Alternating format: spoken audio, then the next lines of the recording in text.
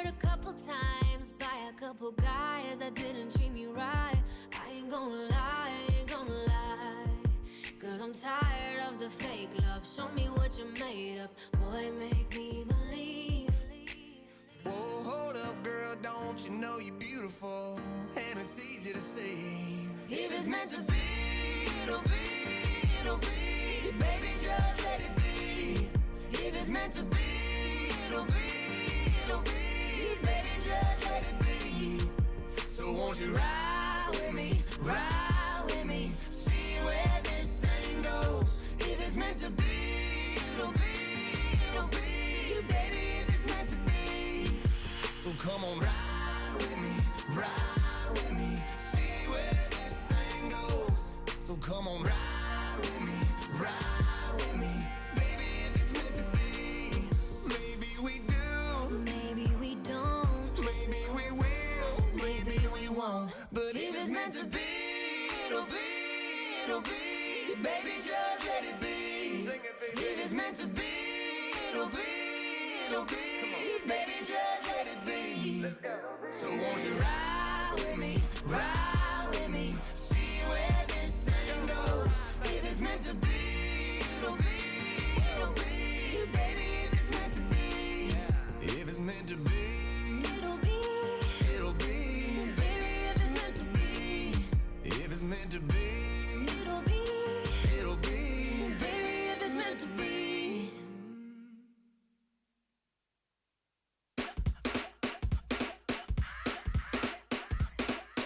Drop top Porsche, rollie on my wrist, diamonds up and down my chain. Cardi B straight stunning, can't tell me nothing. Bossed up and I changed the game. It's my big bronze boogie, got all them girls shook. My big fat ass got all them boys cooked. Went from dollar bills, now we popping rubber bands. Bruno sang to me while I do my money dance like, hey. Flexing on the gram like, hey. Hit that Lil Jon, okay, okay. Oh yeah, we dripping and finesse and getting paid. Ooh, don't we look good together? There's a reason why they watch all night long. Woo! Yeah, I know we'll turn heads forever. So tonight I'm gonna show you off. When I walk with you, I watch the whole room change. Baby, that's what you do. No, my baby don't play. Blame it on my confidence. I'm blaming all your measurements. Shut the shit down on sight.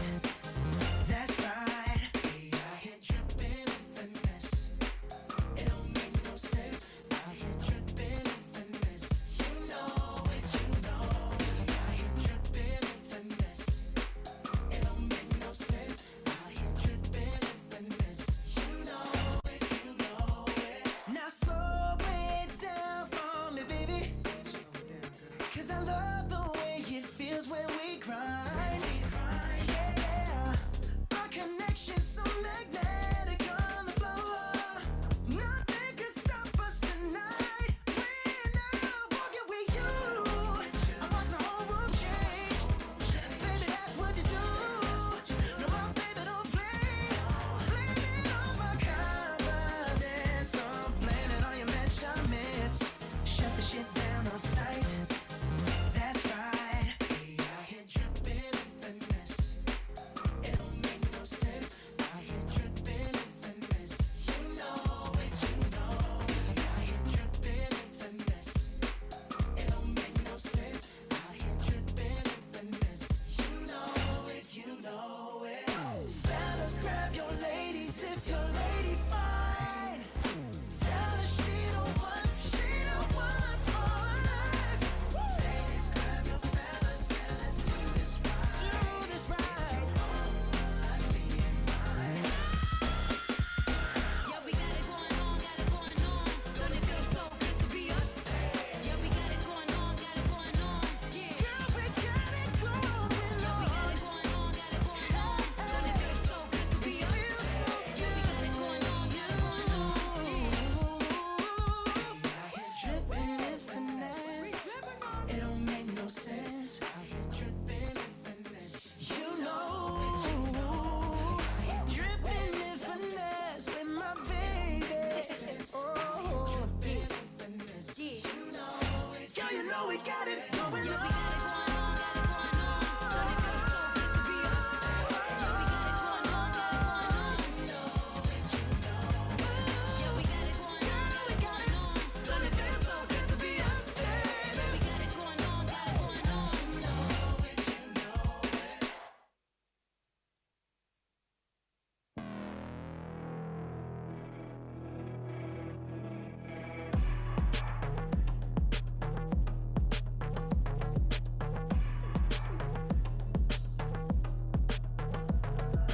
I'm always ready for a war again. Go down that road again. It's all the same. I'm always ready to take a life again. You know I'll ride again. It's all the same. Tell me who's gonna save me from myself when this life is all I know. Tell me who's gonna save me from this hell. Without you, I'm alone. Who gon' pray for me? Take my pain for me. Save my soul for me. 'Cause I'm alone to see. If I'm gon' die for you, if I'm gon' kill for you, then I spill this blood for you. Hey. I fight the world, I fight you, I fight myself, I fight God, just tell me how many burdens left. I fight pain and hurricanes, today I wept. I'm trying to fight back tears, flood on my doorsteps. Life we live in hell, puddles of blood in the street, shooters on top of the building, government aid ain't relief. Earthquake, the body drop, the ground breaks, the poor run with smoke lungs and scarred face. Who need a hero? You need a hero, look in the mirror, there go your hero. Who on the front lines at ground zero? My heart don't skip a beat even when hard times bumps the needle. Mass destruction and mass corruption, the souls of suffering men. Clutching on deaf ears again, rapture's coming. It's all prophecy, and if I gotta be sacrificed for the greater good, then that's what it Who gotta gon' be. pray for me? Take my pain for me. Save my soul for me. 'Cause I'm alone to see. If I'm gon' die for you, if I'm gon' kill for you, then I spill this blood for you. Hey, hey, hey.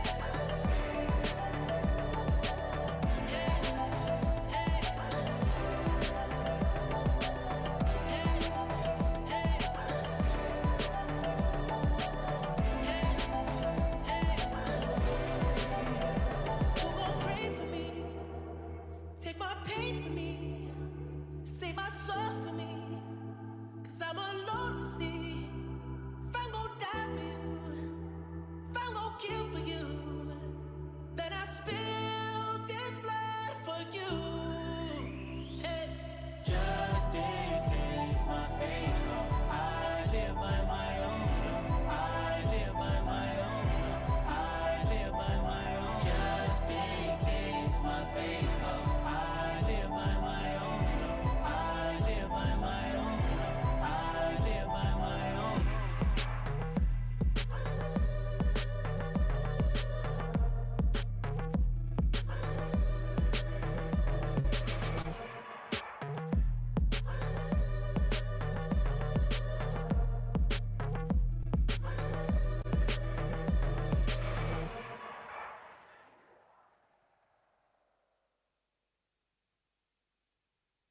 I've been a liar, been a thief, been a lover, been a cheat. All my sins need holy water, feel it washing over me.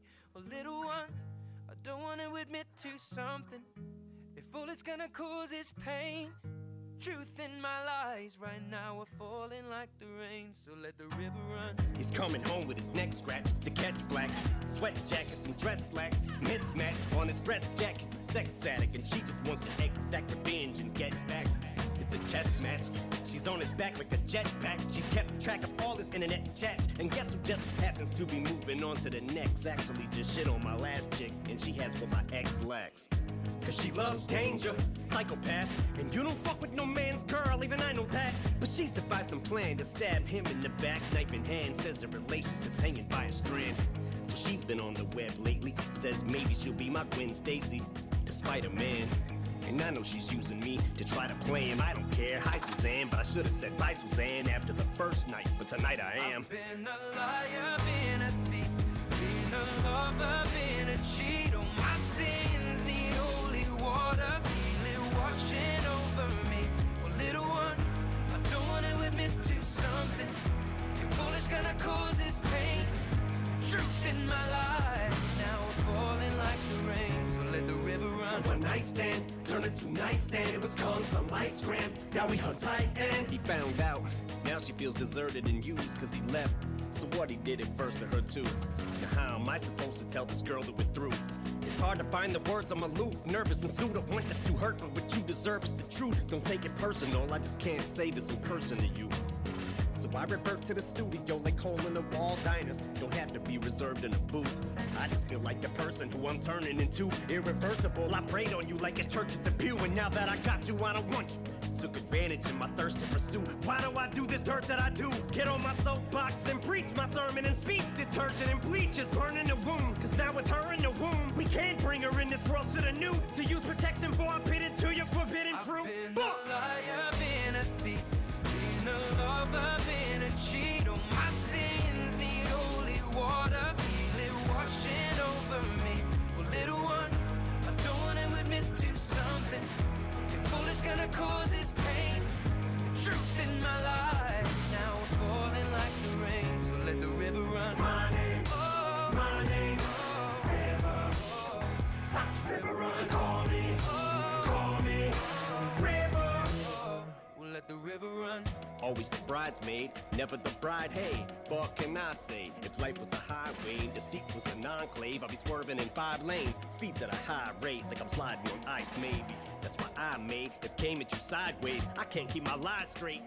What I made you terminate my baby. This love triangle left us in a rectangle. What else can I say? It was fun for a while. Bet I really would've loved your smile. Didn't really wanna abort, but fuck it, what's one more lie to tell an unborn child?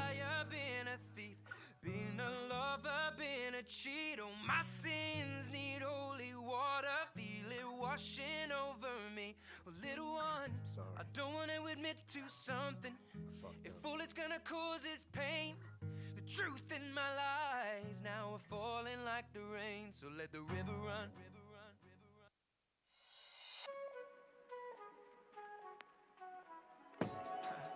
Yeah.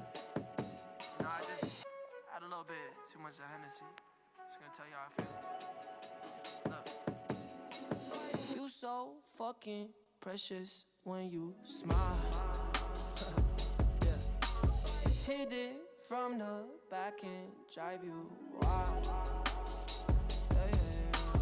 Girl, I lose myself up in those eyes. I just had to let you know you're mine. Hands on your body, I don't wanna waste no time. Feels like forever, even if forever's tonight. Just lay with me, waste this night away with me. You're mine. I can look away, I just gotta say I'm so fucking happy you're alive. Yeah. Swear to God I'm down. If you down, all you gotta say is right. Yeah. Girl, anything I could do just to make you feel alright. Oh, I just had to let you know you're fine. Running circles around my mind. Even when it's rainy, all you ever do is shine. You on fire, you a star just like Mariah. Man, this feel incredible, I'll turn you to a bride. You're mine. Hands on your body, I don't wanna waste no time. Feels like forever, even if forever's tonight. Just lay with me, waste this night away with me. You're mine. I can look away, I just gotta say.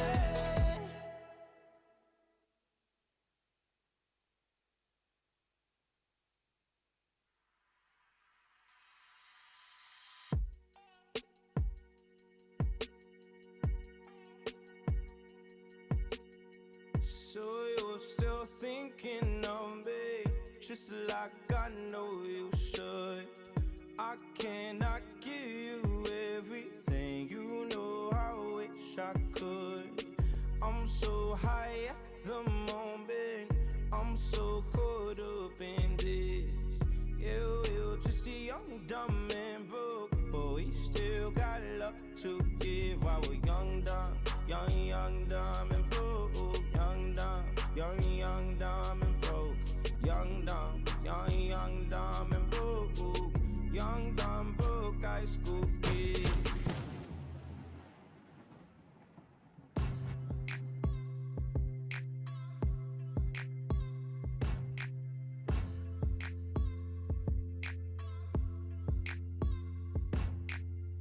Just a young gun with a quick fuse. I was uptight, wanna let loose. I was dreaming of bigger things and wanna leave my old life behind. Not a yes sir, not a follower. Fit the box, fit the mold, have a seat in the foyer. Take a number. I was lightning before the thunder. Thunder, thunder, thunder, thunder, thunder, thunder, thunder, thunder, thunder, Thunder, feel the thunder. Lightning and the thunder. Thunder, feel the thunder. Lightning and the thunder. Thunder, thunder, thunder.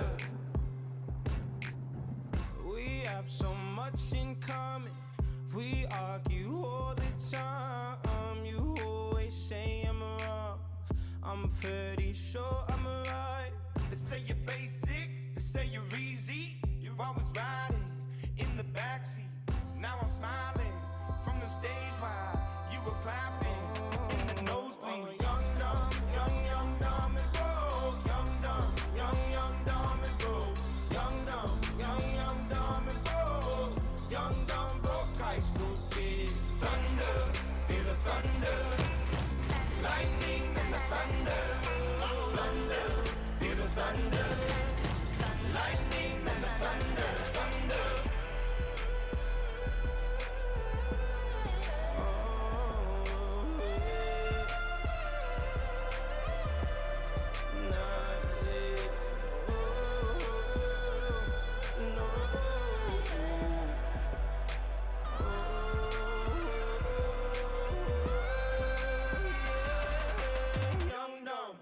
Young, dumb and broke. Lightning and the thunder. Thunder, feel the thunder. Lightning and the thunder. Thunder, feel the thunder. Lightning and the thunder. Young, dumb and broke. Young, dumb and broke. Young, dumb and broke. Young, dumb, broke high school kids.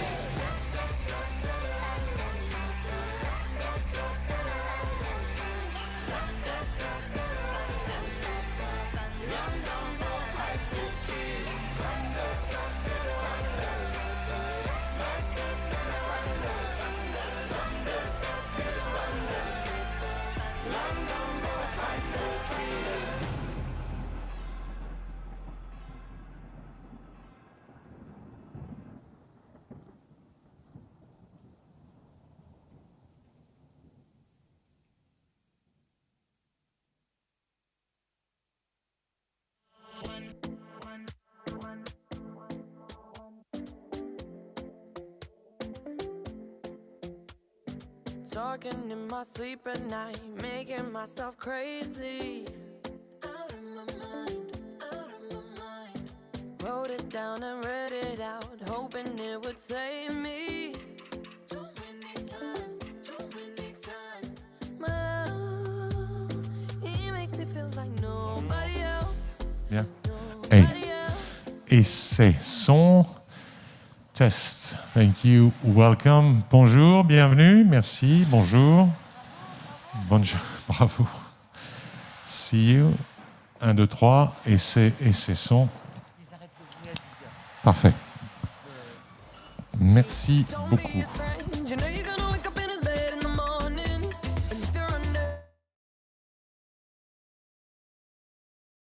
I count 'em.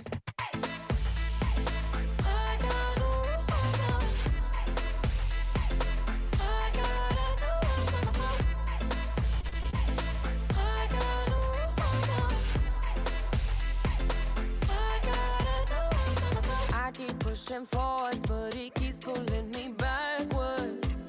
Nowhere to turn, nowhere to turn. No. Now I'm standing back from it. I finally see the pattern. I never learned.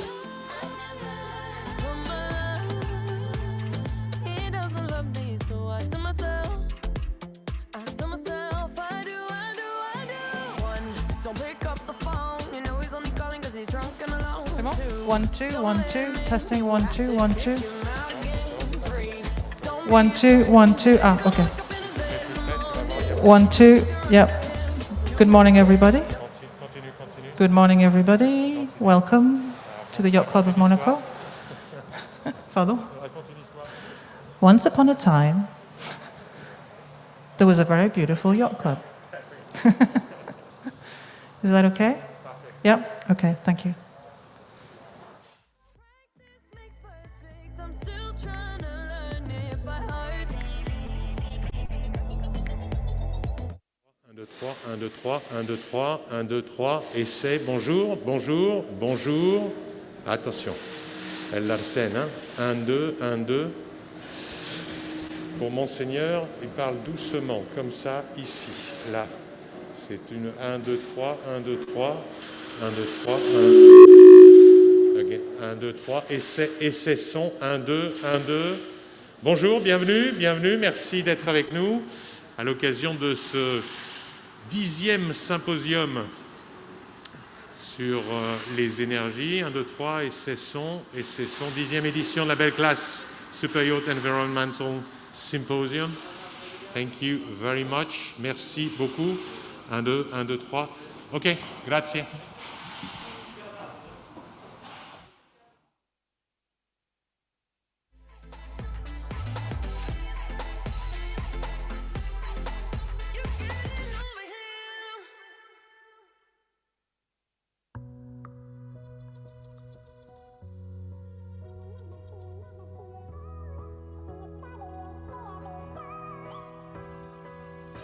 Woke up on the road, every town another home. I've been traveling around the globe, but I never felt alone. My life is in my hands, I still don't know where it ends.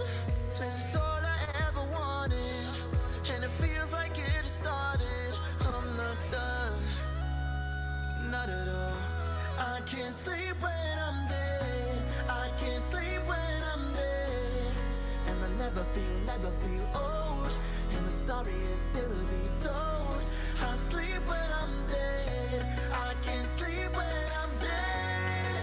And I never feel old, and the story is still to be told. I can't sleep when I'm dead.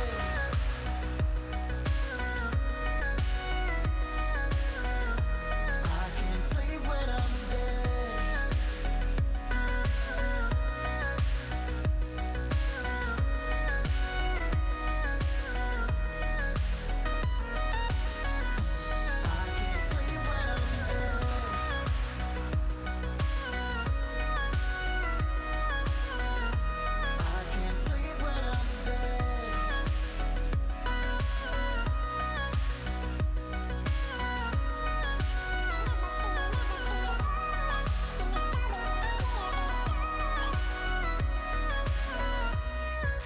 Sleepless in my van, and this is where it all began. Maybe rich from my Ray-Ban, living on the flashbacks. Yeah. Say it's in your hand, and heaven knows where it ends. This is all I ever wanted, and it feels like we started. Not at all. I can't sleep when I'm dead, I can't sleep when I'm dead. And I never feel old, and the story is still to be told. I sleep when I'm dead, I can't sleep when I'm dead. And I never feel old, and the story is still to be told. I can't sleep when I'm dead.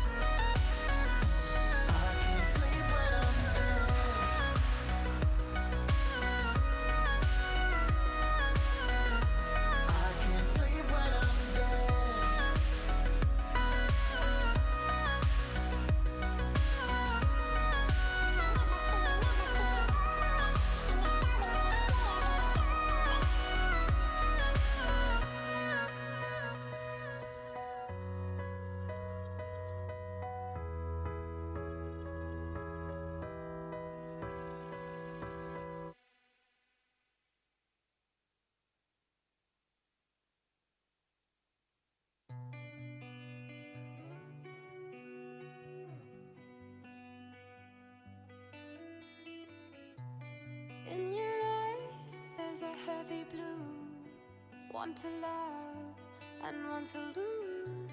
Sweet divine, the heavy truth, water or wine, don't make me choose. I wanna feel the way that we did that summer night. Drunk on a feeling, alone with the stars in the sky. I've been running through the jungle, I've been running with the wolves to get to you, to get to you. I've been down the darkest alley, saw the dark side of the moon to get to you, to get to you. I look for love and every stranger took too much easy anger, all for you, yeah, all for you. I've been running through the jungle, I've been crying with the wolves to get to you, to get to you, to get to you.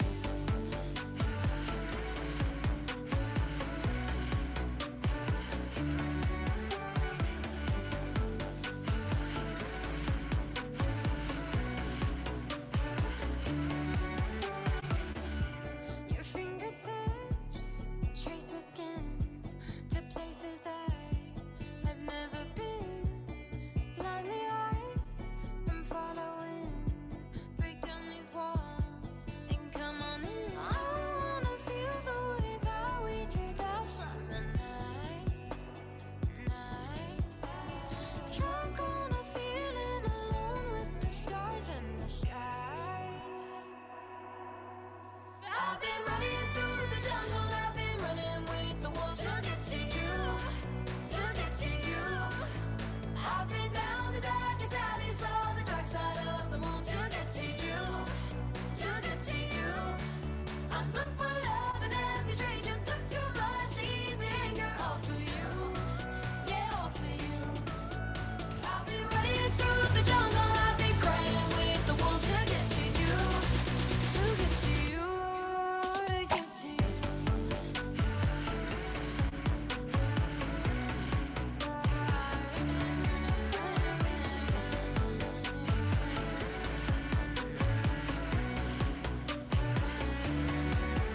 I've been running through the jungle, I've been running with the wolves to get to you, to get to you. I've been down the darkest alleys, saw the dark side of the moon to get to you, to get to you. I look for love and every stranger took too much easy anger, all for you, yeah, all for you.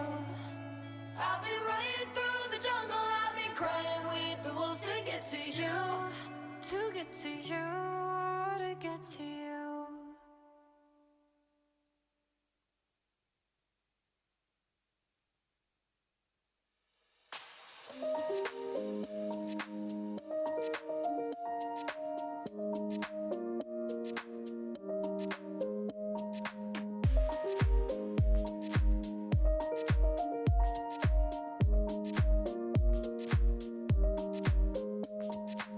Am I alive or did I die? Did the day just pass me by saying sweet dreams? I gotta go now. These are the moments when you wish you could leave again, but sweet dreams, I gotta go now. I can't take this anymore. I wanna change in my life. I'm so tired of all these lies and so tired of being tired. So I sing sweet dreams, I gotta go now.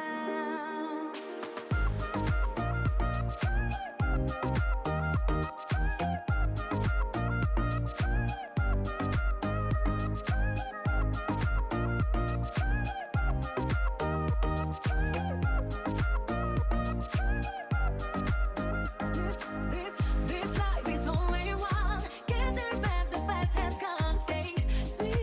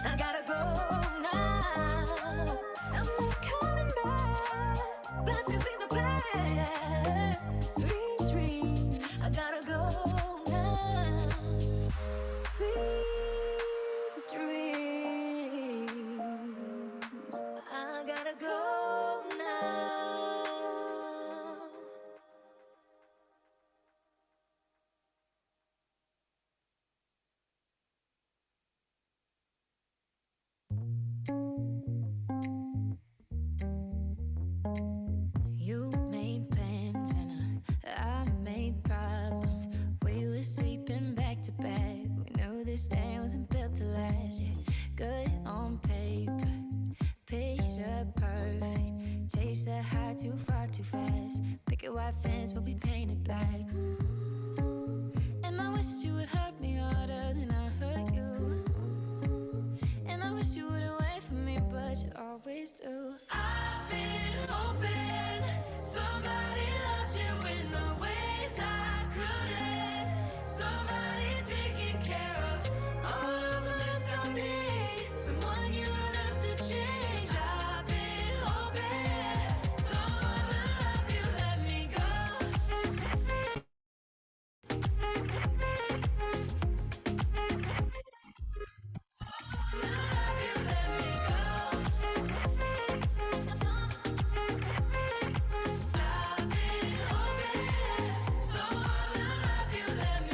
Spend some time, but this time ain't even. I can leave it in the past, but you're holding on to what you never had. It's good on paper, picture perfect.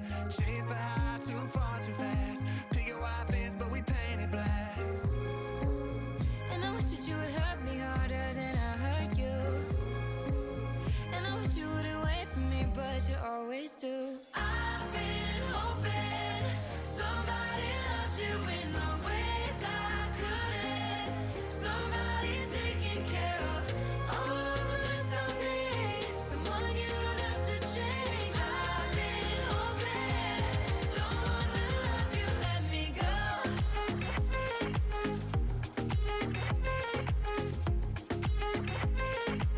Someone will love you, let me go.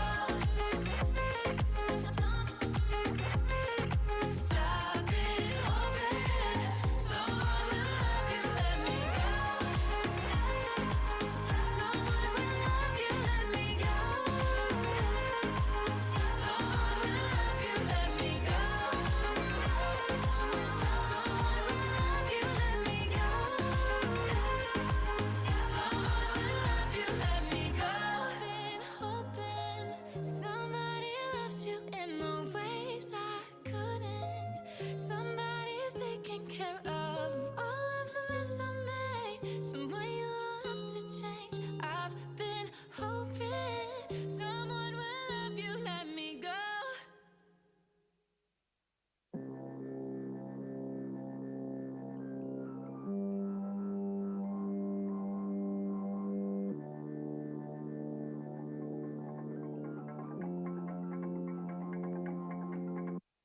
Something must have gone wrong in my brain.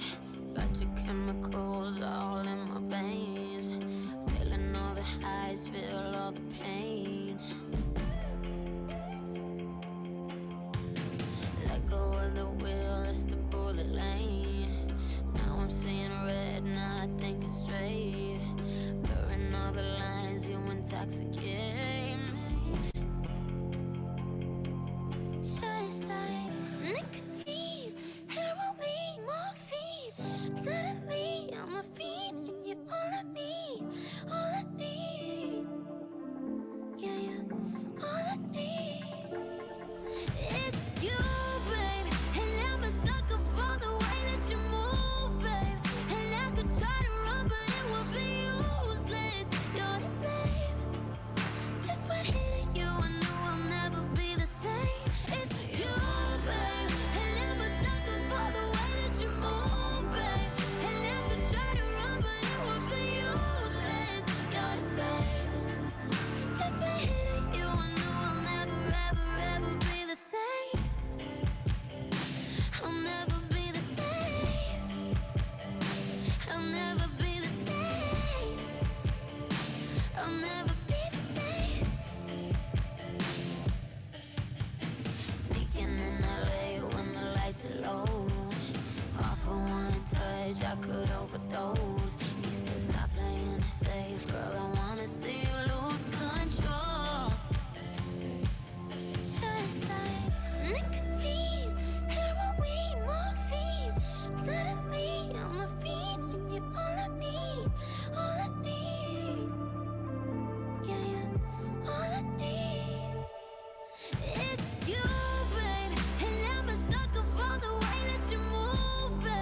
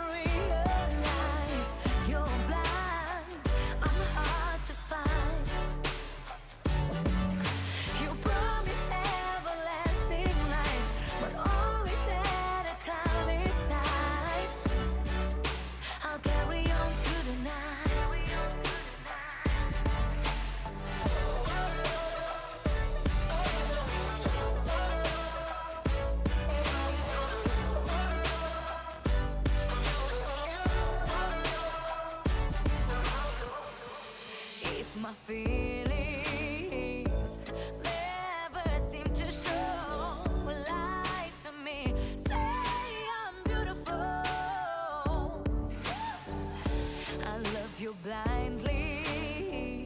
I guess you'll never know. You lied to me, but I'm still beautiful.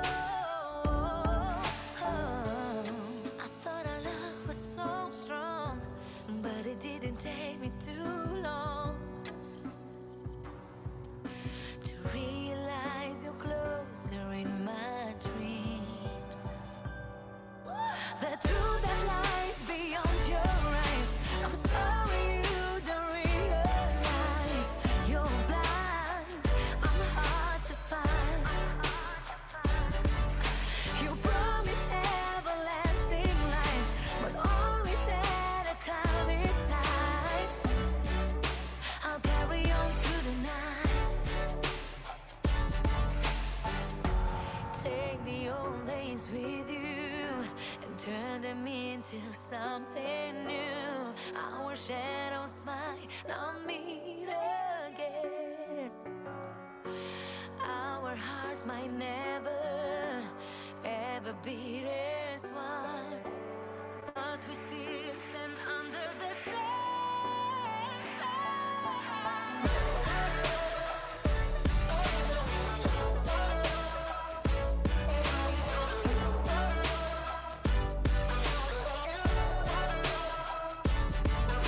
The truth that lies beyond your eyes. I'm sorry you don't realize you're blind. I'm hard to find. You promised everlasting life, but always had a cloudy side. I'll carry on through the night.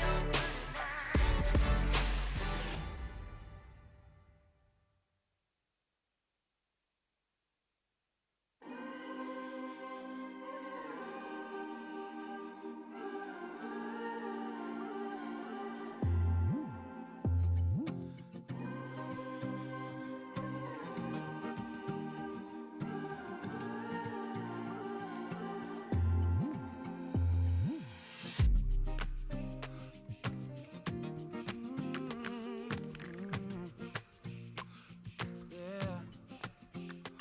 All right. Ooh.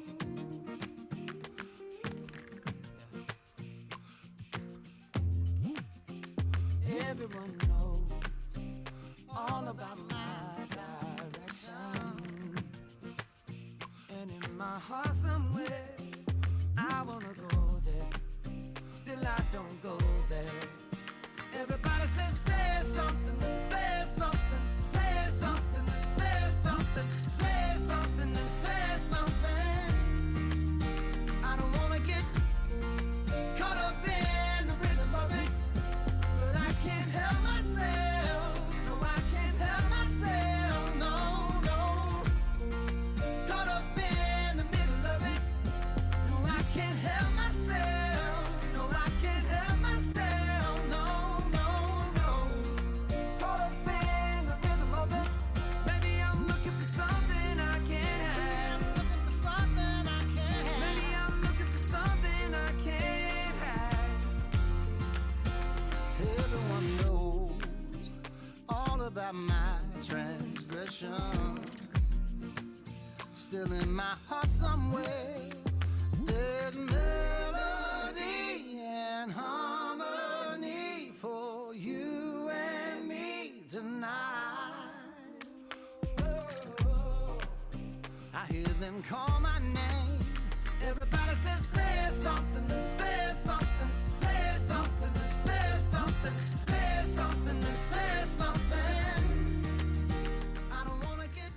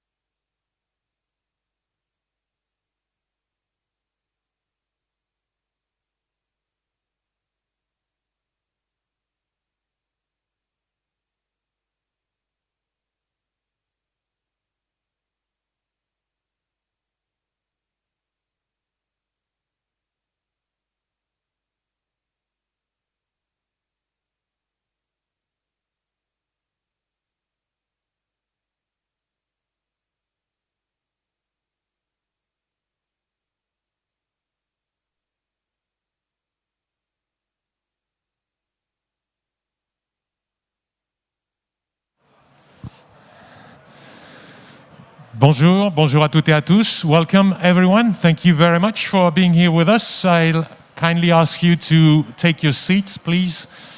Merci de prendre place. Nous allons débuter dans quelques petites minutes. This is the 10th Belle Classe Superyachts Environmental Symposium, and thank you very much for participating. You'll be able also to, as following the conference, after each expert that will express to you here in front of you and present the new energy for the future of yachting, you'll be able to ask by yourself questions. I just wanted to wish a warm welcome to our viewers from abroad, from everywhere. Thank you very much for being here with us.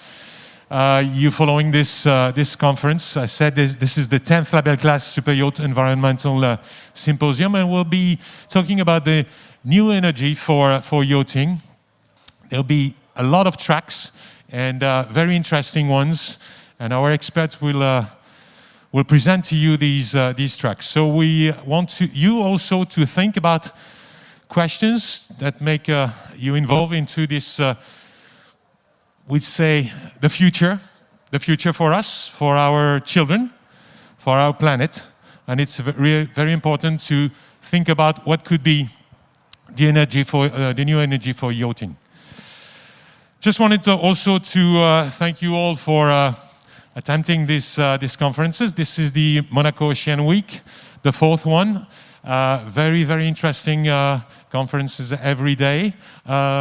Just wanted to introduce to you Mr. Guillaume Pitron. Guillaume, please, to come. He will make a conference this evening on a special the rare metal. Just want you to tease the conference that you will talk about this afternoon. Thank you. Thanks. We're going to talk about the resources that are necessary for making green batteries and green engines. These resources must be mined somewhere. They must be refined. They must be exported.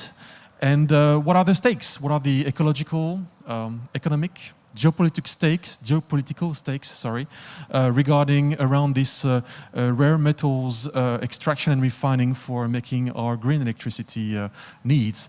So we're going to talk about that, and we're going to also to address various possibilities for alternative engines to diesel engines. So we're going to talk about all these stakes together at 5 p.m. Thank you very much. Merci, Guillaume. At what time exactly? What time will it be? 5 p.m. 5 p.m. So just feel free to attend this conference. Thank you very much. Just wanted to give you the program. You have it on the agenda. We'll talk about the presentation on expedition and laboratory vessel by Victorien Russard to start. Then Jérémy Lartigue will talk about the overview of hydrogen development, a solution for yachting. Then we have a great moment with one of the best, I will say, adventurer on the planet so far is Mr. Mike Horn. We'll talk about also developing the new energy for his boat, Pangaea. And LaCiotat Shipyard's Mr. Jean-Yves Sossol will address to you about putting his weight behind green hydrogen propulsion. And then we have some experts will come to us towards the view. Ladies and gentlemen, please, Serene Highness Prince Albert II of Monaco, President of the Yacht Club of Monaco.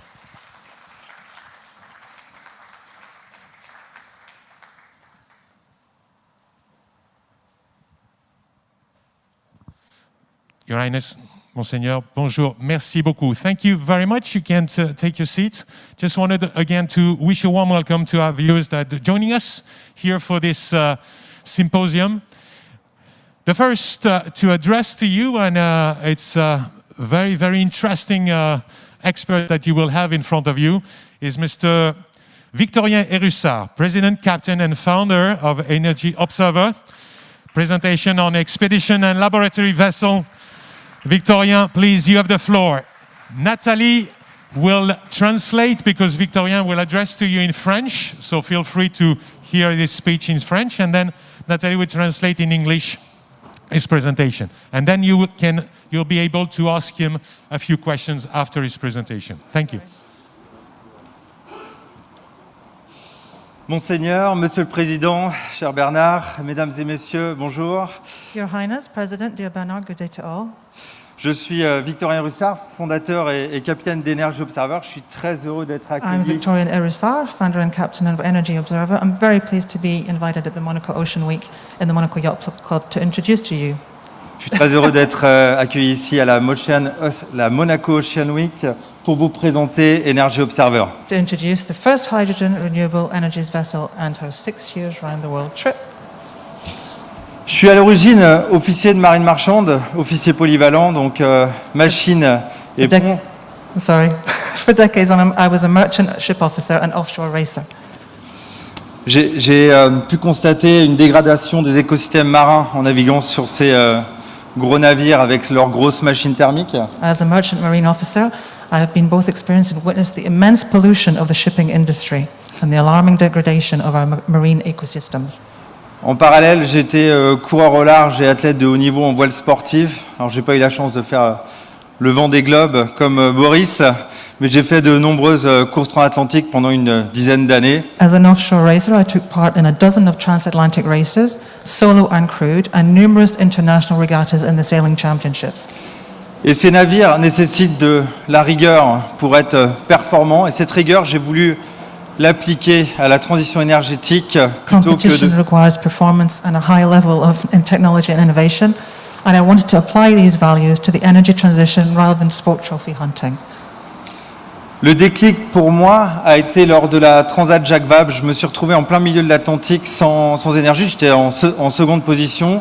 Et vous savez, nos bateaux de course ont besoin d'énergie pour notre centrale de navigation, pour notre pilote automatique. Et voilà, j'ai fait confiance à un générateur diesel et je me suis retrouvé complètement impuissant.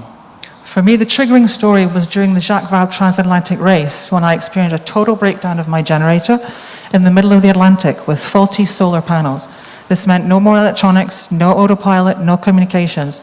I was totally helpless with no energy while I was surrounded with sun, wind power, hydropower potential, so many renewable energies I was unable to use due to my lack of anticipation and our dependence to the fossil energies.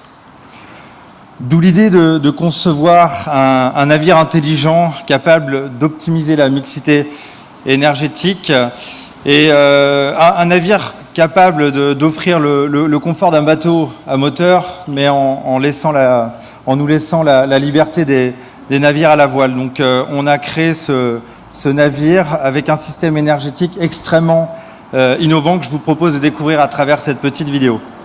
This event triggered the idea of designing a clean and smart vessel able to optimize the energy mix provided by Mother Nature, a vessel offering the same level of comfort as a standard yacht, but with the freedom of sailing thanks to an innovative energy system, allowing to produce and store renewables thanks to the hydrogen. Let's discover this yacht in a short video.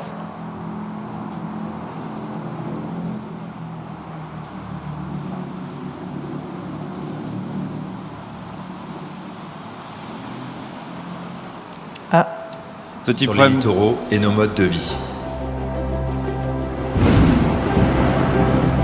Or, nous n'avons qu'une seule planète, un seul vaisseau pour les générations futures.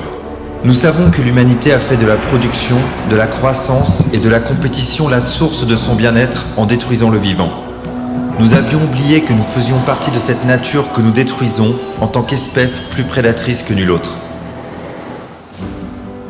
Partout, des entreprises, des femmes et des hommes se mobilisent, interpellent les décideurs et nous renvoient à nos responsabilités. Chez Energy Observer, nous pensons que la seule croissance possible est celle qui préserve nos ressources naturelles et humaines.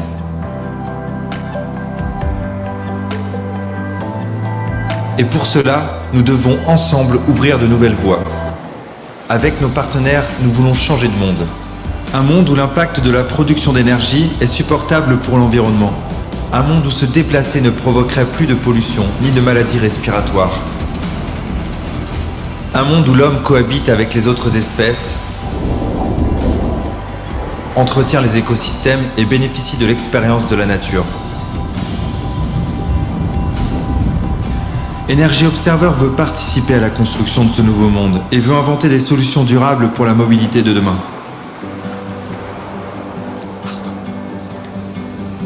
Grâce à ses 30 000 milles nautiques d'expérience en autonomie énergétique, à l'hydrogène et aux énergies renouvelables, Energy Observer conçoit et dessine des systèmes énergétiques intelligents.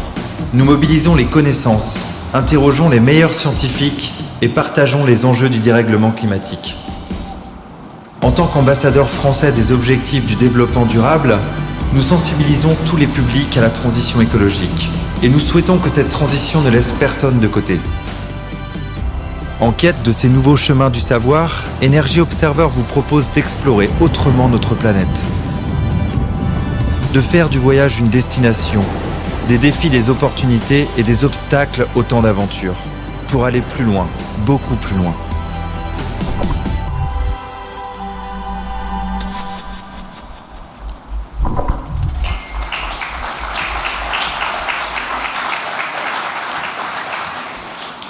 Merci beaucoup. Alors, Energy Observer, ce n'est plus qu'un seul et unique navire laboratoire, c'est devenu une véritable entreprise. Donc on a l'Odyssée avec notre rôle d'ambassadeur de la transition énergétique et écologique à travers le monde. On a créé Energy Observer Foundation avec plusieurs axes stratégiques liés toujours à la transition énergétique et écologique. On a créé aussi Energy Observer Production. On a beaucoup travaillé avec le groupe Canal+, je vais vous le présenter tout de suite. Et récemment, en 2019, on a créé EODEV, Energy Observer Développement, que Jérémy va vous présenter tout de suite. As you can see, Energy Observer is not only a laboratory ship, it is a group hiring more than 70 engineers, technicians and executives with different missions. First of all, the Odyssey carrying our energy transition and hydrogen ambassador mission. Energy Observer Foundation, carrying the pedagogic and expertise about the energy transition. Energy Observer Productions, in charge of producing the documentary films broadcast by Canal+ Group. And the last project, EODEV, developing hydrogen, affordable and reliable solutions for onshore and offshore applications that Jérémy will introduce in a short while. Mais revenons à notre navire laboratoire. Alors, ce qui m'a extrêmement intéressé avec ce navire, c'est qu'il symbolise les réseaux énergétiques de demain, associant les énergies renouvelables et l'hydrogène comme vecteur énergétique de stockage. Et ce bateau, il symbolise vraiment ce que l'on peut développer à petite, moyenne et grande échelle en mixant les énergies intelligemment. Let's get back to our floating laboratory. You have understood that this electric boat is autonomous in energy and that she uses a mix of renewables. But the issue with renewables is their intermittency. What can we do if there's no sun at night or when there's no wind at all? We rely on the hydrogen produced on board from seawater electrolysis. Hydrogen is our energy carrier, our range extender, our long-term energy storage, providing many advantages. Energy Observer is more than a boat. It's a scale model of tomorrow's energy world, a floating, decarbonized, decentralized and digitalized smart grid. Alors comment il fonctionne lorsque l'on est en escale ou au mouillage, on est en permanence en surproduction d'énergie.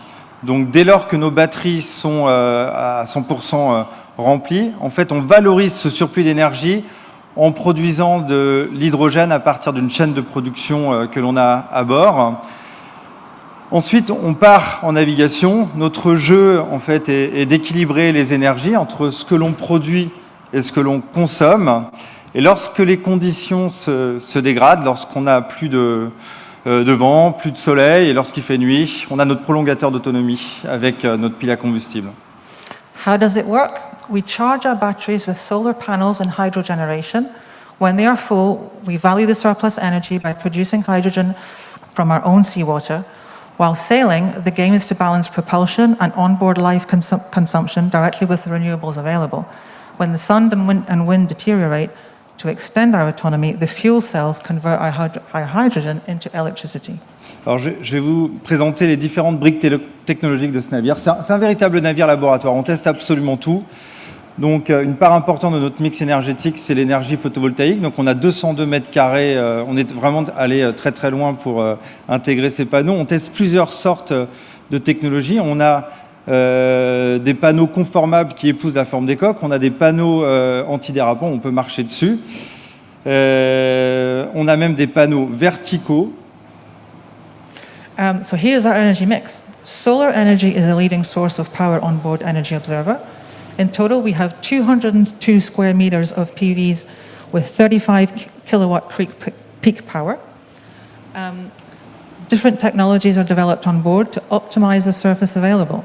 Flexible panels able to fit any curved surface, anti-slip panels on the deck on which the crew can walk, and vertical and colored panels that can fit almost everywhere. Alors on a aussi des panneaux bifaciaux. C'est une technologie que j'apprécie beaucoup parce que elles sont extrêmement performantes. C'est des panneaux à hétérojonction et donc comme son nom l'indique, on a une deuxième face qui permet de produire encore plus d'énergie photovoltaïque grâce à la réverbération du soleil sur le pont. And bifacial panels. These panels can catch the sun rays on both sides, including the deck and water reverberation. The other advantage, the cells are naturally ventilated and this allows them to provide a higher efficiency. At the end of the story, these panels offer 30% more energy than traditional flat monoface panels. Lors des premières campagnes de navigation, on a testé des éoliennes à axe vertical et un cerf-volant de traction. Alors voilà, ce sont des démonstrations qui ne nous ont pas convaincus. Et donc, on avait besoin d'énergie éolienne pour équilibrer notre mix énergétique et notre autonomie. Et on a travaillé avec le cabinet PLP qui nous a mis à disposition, on a co-développé avec eux des ailes de propulsion appelées Ocean Wings. Et alors ça, je crois vraiment que pour le monde du yachting, c'est une véritable aide pour réduire nos dépenses énergétiques. Il faut savoir qu'il y a une étude très précise sur ces ailes permettant de montrer qu'on pouvait réduire de 18 à 42% les dépenses énergétiques des gros navires de commerce. So during the first navigations from 2017, Energy Observers tested vertical wind turbines to produce electricity and a giant kite to reduce our consumption. These systems did not match our expectations. Since 2019, the ship has been equipped with a pair of ocean wings, combining the advantages of both wind turbines and kites. With this innovation, we save energy, and in favorable wind conditions like trade winds, we can even produce hydrogen while sailing. It is a concrete step to reduce the environmental impact of international maritime transport. Following the forecasts on a wide panel of ships, the results are very promising, from 18 to 42% of energy saved. Alors ces ailes sont inspirées des technologies des navires, des bateaux de l'America's Cup. Donc elles sont extrêmement fiables, sûres, performantes. Ce qui est extrêmement intéressant, c'est quand je transmets le quart à des personnes qui n'ont pas beaucoup de compétences en voile, c'est que le système est tellement intelligent qu'en quelques minutes, vous pouvez leur confier le quart. Donc c'est des ailes qui sont 2 fois plus efficientes en termes de performance. Elles sont complètement automatisées. Elles sont arisables pour s'adapter aux conditions de vent. Elles sont ajustables. C'est pour moi une révolution. It's a safe wind propulsion system, simple and fully automatic, based on the America's Cup rigged wing technologies.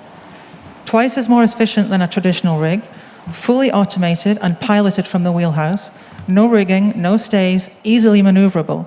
They can be furled automatically to Fin's wind conditions, fine adjustments available in automatic mode. Alors, elles vont aussi nous permettre d'augmenter nos performances, et notamment dans des bonnes conditions de vent. Alors, depuis qu'on a ces ailes, et là, on navigue dans les alizés depuis quelques temps, donc on a beaucoup de vent, beaucoup de soleil. Et donc, nos moteurs électriques sont réversibles. Et voilà, on teste aussi l'hydrogénération, et on peut parfois, dans de bonnes conditions, produire jusqu'à 8 kW grâce à nos hélices. They will allow us to raise our energy production while sailing using our reversible propellers. Our electric motors turn the other way to produce electricity up to 8 kilowatts. Alors, on a 2 moteurs électriques de 42 kW avec un haut rendement, mais comme tous les moteurs électriques, un rendement de 97%. The Energy Observer propulsion is carried out by 2 electric motors of 42 kilowatts, and these motors are very efficient, with about 97%. Alors, notre stockage d'énergie court terme, c'est vraiment c'est du court terme. Ça nous sert à l'autoconsommation. Il est assuré par un parc batterie avec des batteries lithium-ion de 400 volts. Et on a une capacité de 100 kWh, mais le poids, c'est quand même 1,4 tonne. Donc on a volontairement un système avec peu de batterie à bord.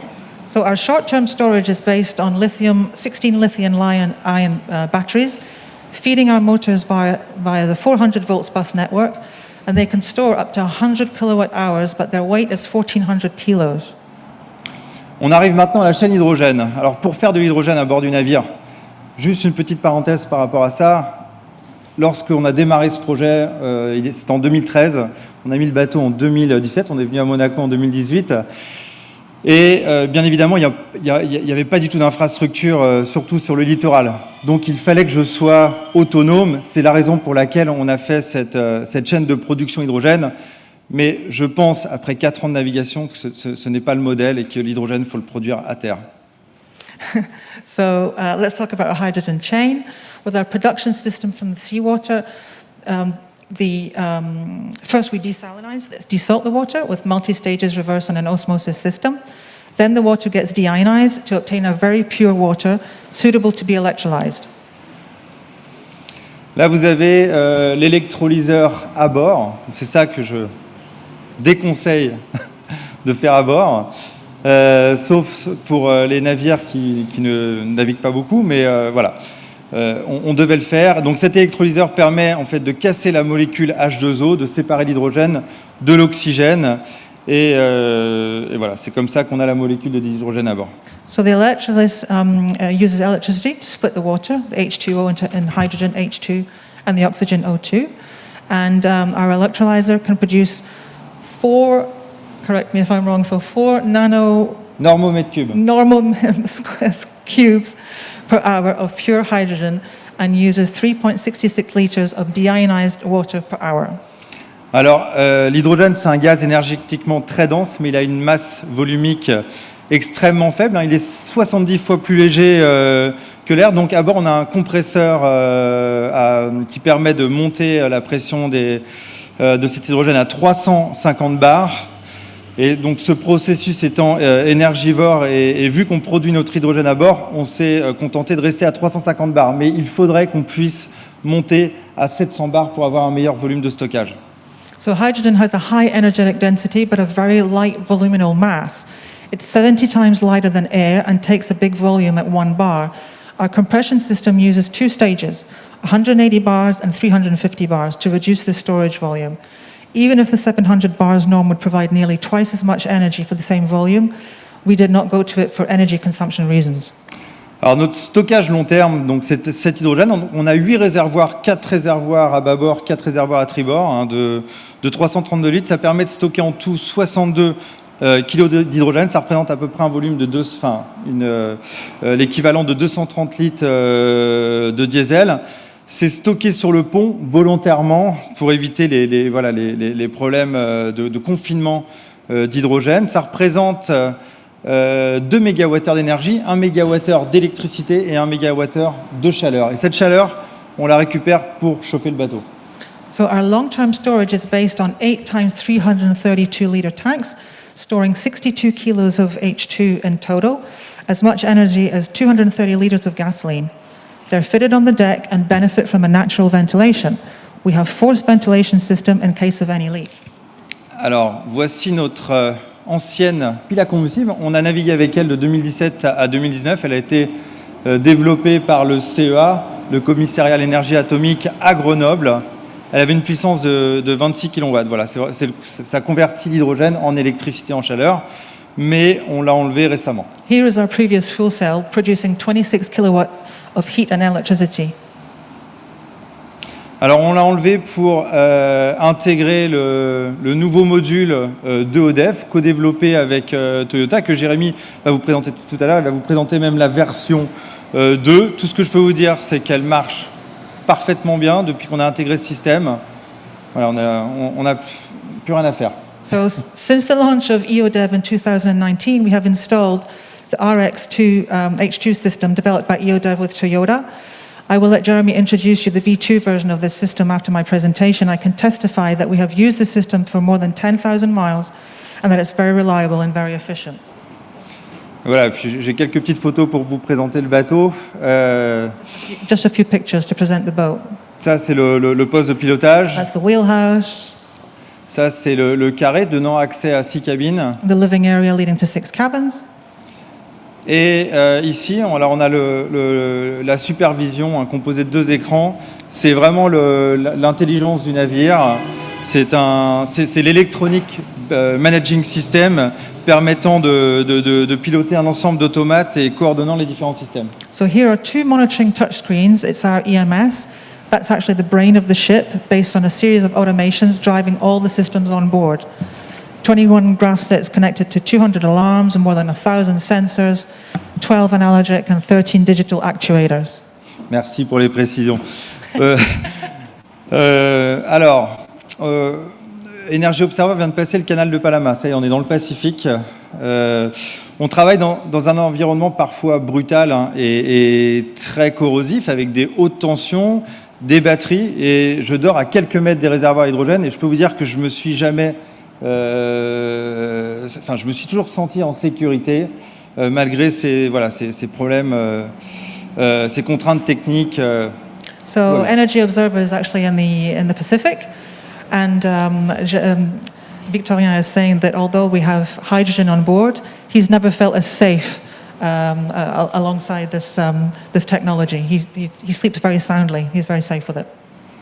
Alors je vais rapidement vous présenter aussi l'Odyssée. C'est pas qu'un navire laboratoire. On a fait un tour d'Europe ces 3 dernières années. Alors on a commencé par un tour de France pour rester proche de nos partenaires techniques, pour fiabiliser les systèmes. Ensuite, on est allé tester ces technologies dans des eaux relativement chaudes. On est allé jusqu'à Tel Aviv en Israël pour notre tour de la Méditerranée en 2018. On est monté ensuite jusqu'au Spitzberg en 2019.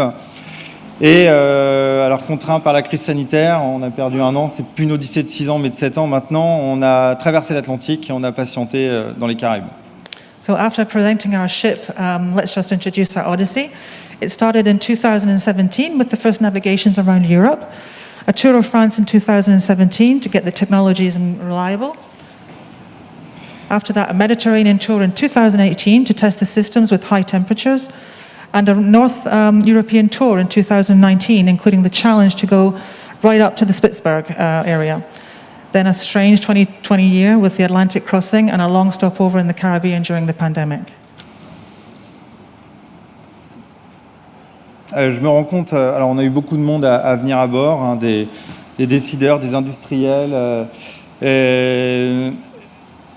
beaucoup de médias, et je me suis rendu compte à quel point ce navire a été très utile ces 3 dernières années.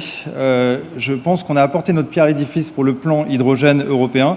J'ai un exemple précis sur le port d'Anvers. On a 3 ministres qui sont venus à bord. Il y avait un projet hydrogène sur le port qui était bloqué.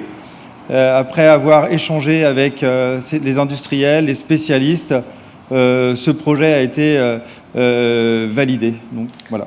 So Victorien realizes that these stopovers are very effective on the energy stakeholders. Energy Observer gathers and accelerates the projects with local authorities and policy makers. We can testify that some projects became concrete after our visit, for example in Antwerp, where a hydrogen station project was under validation. After the visit of ministers and many European Commission officials, the project took off. Alors, ce navire suscite toujours la curiosité et l'intérêt de beaucoup de monde à travers le monde. On a la chance de rencontrer des pionniers de développement durable, et on a été nommé premier ambassadeur français des objectifs de développement durable. On travaille en collaboration avec le ministère de la Transition écologique. Voilà, on a toute une action et on a une plateforme qui s'appelle Energy Observer Media pour montrer toutes ces solutions à travers le monde. Et on a une collaboration avec notre ami Bertrand Picard sur ce sujet. So we sail around the world and stop in many iconic cities, meeting pioneers who develop solutions for a more sustainable world. First French ambassador for the 17 SDGs of the UN, our mission is to raise awareness of the widest audience to the challenges of the ecological transition. On travaille aussi avec le groupe Canal+. On a produit en 3 ans 13 films documentaires, des 52 minutes et un 90 minutes. Vous pouvez consulter sur MyCanal. So we have produced 13 documentary films for the Canal+ group about these pioneers of the sustainable development that we meet during our voyage. En parallèle, voilà, on a aussi une web série, on a plus de 300 petits films pour montrer ces pionniers du développement durable sur les réseaux sociaux, sur notre site internet. We also have 300 short films and web series, including 128 solution series, available for free on our special server that you can check out. Alors, l'Odyssée est loin d'être terminée, on part pour une nouvelle phase autour du monde, donc de 2021 à 2024. Là, mon équipage est en train de quitter l'archipel des Galapagos pour rejoindre la Californie. Et on part vers l'Asie, l'Océanie, l'océan Indien, Afrique du Sud, Amérique, pour revenir vers la Méditerranée en 2024 pendant les Jeux Olympiques de Paris. So the Odyssey is far from being over. During the next 4 years of sailing, we'll keep on exploring the biodiversity and the environment, going all over the world, and the goal, I think, is to come back in 2024 for the Paris Olympics. J'ai encore plein de choses à vous montrer, mais le temps est compté, mais je suis à votre dispo pour quelques questions. Merci Victorien. Victorien et Russard, voilà. Under your applause. So you're able to ask questions to Victoria. We have a microphone in the room. Just feel free to raise your hand, and we can have also maybe questions from you, our viewers. Maybe one question here? Yes, please, in front. Thank you. Merci beaucoup. C'est passionnant, hein, bravo, c'est formidable tout ce que vous faites. Alors j'ai une petite question de technicien. Pourquoi l'électrolyseur à bord, ça ne vous convient pas vraiment? Why do you want to avoid the system in board for the electrolysis? C'est une excellente question. L'électrolyse, il faut être patient et pour des navires qui naviguent que très peu dans l'année, c'est une bonne solution. Mais moi, je pense qu'il faut le produire de façon industrielle, à terre, avec des nouvelles technologies, par exemple avec l'électrolyse à haute température.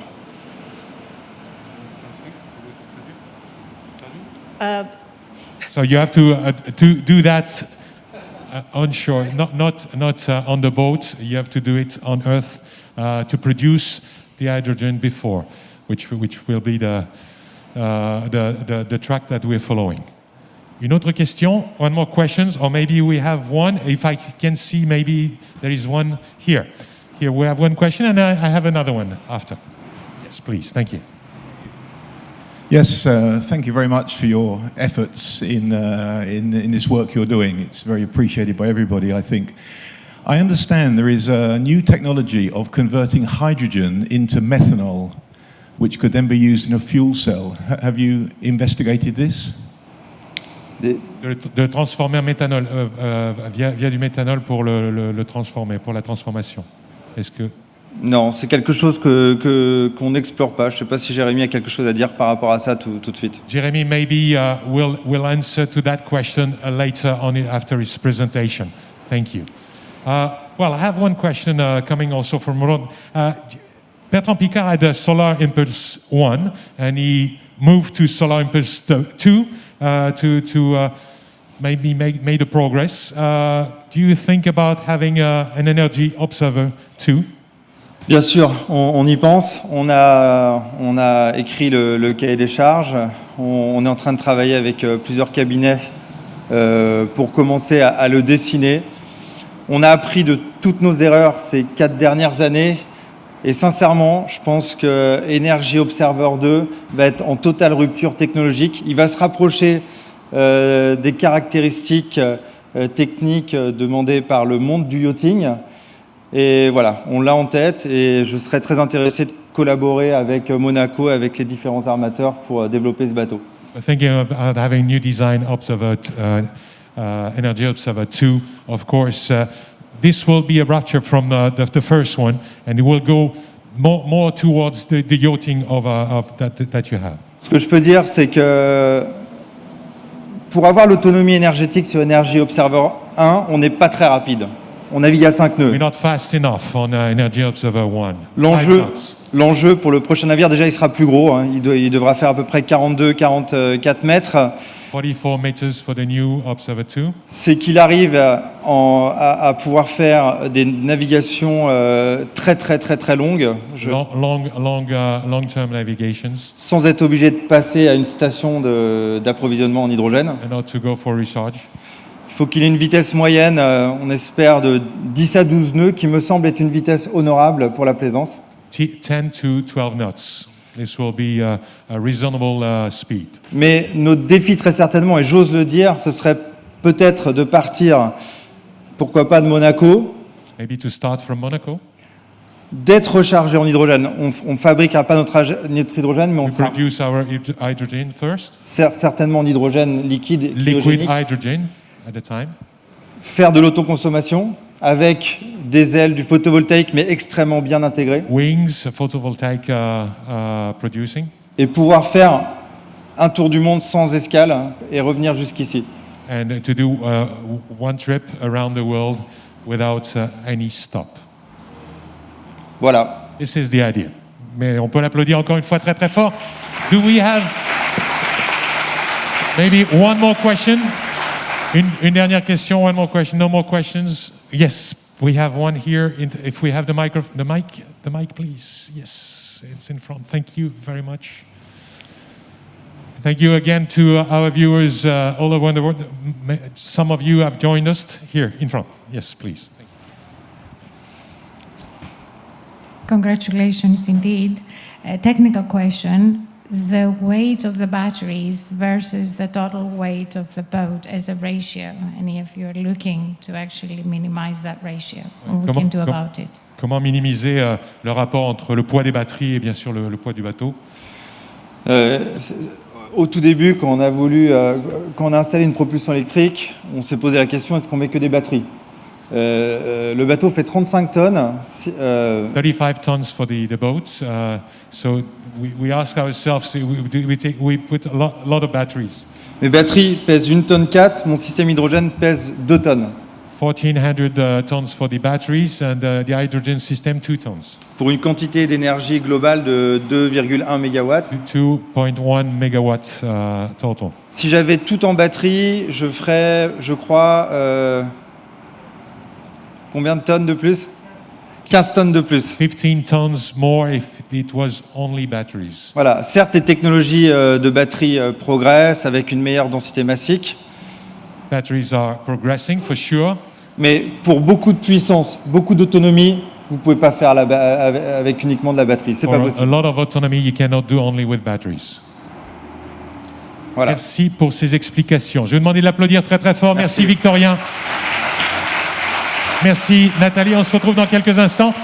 Just want to welcome now to address you to keep on progressing because there is a big development to make out of, this is the overview of hydrogen development, a solution for yachting made by Jérémy Lagarrigue, CEO of Energy Observer Development. Jérémy, welcome. Bienvenue. Merci beaucoup, Your Highness, Bernard, ladies and gentlemen. Thank you for giving us the opportunity to share with you our passion for the nature and especially for the ocean. As Victorien, I am French, so sorry for my very French accent, but at least I try to speak in English. I have this speech. So I used to be a sailor. I was a French champion, European champion, world champion. I beat the world speed record with Alain Thébault on the famous Directeur. That was the first flying boat. And after, I used to work for the America's Cup, where I'm very passionate about boats. And in fact, the connection we have in between boats and the environment is that we are all looking to the efficiency. And today, I will introduce you why we have to be efficient with the ocean. In fact, 70% of Earth is water. We name it from space the blue planet. And 70% of the human beings live along the coast.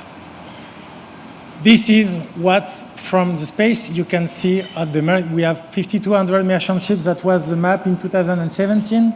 And you know the number about the pollution of boats. Depending on the CO2 emission, one boat can have the same emission as 50,000 cars. And if we are comparing to the microparticles and the NOx, in fact, we can go up to 5 million cars for each boat. And today, we have no any more choice. 25% of the world population are depending from the ocean. 25% of these animal and plant species could disappear within the next 40 years. And one other very important point, like Victorien, Mike, and other people are showing to all of us, is that 30% of the marine biodiversity is living in the coral. And if we do not do anything, coral will disappear before 2050. And 2050 is tomorrow. So we have to act. In order to act, there is more and more protected area. Here you can see all the places where I can imagine that most of the yacht owners are using to go for holidays and to some meeting with some friends. And in blue, you have the protected area from the French government. Maybe you heard about Natura 2000. There is more and more new protected area. This is a curve about the protected area. And in fact, the European and world regulation are demanding that we do not have to have any more diesel engine in those places, meaning that all of the yacht owner maybe cannot go in this place anymore. And we do not want that.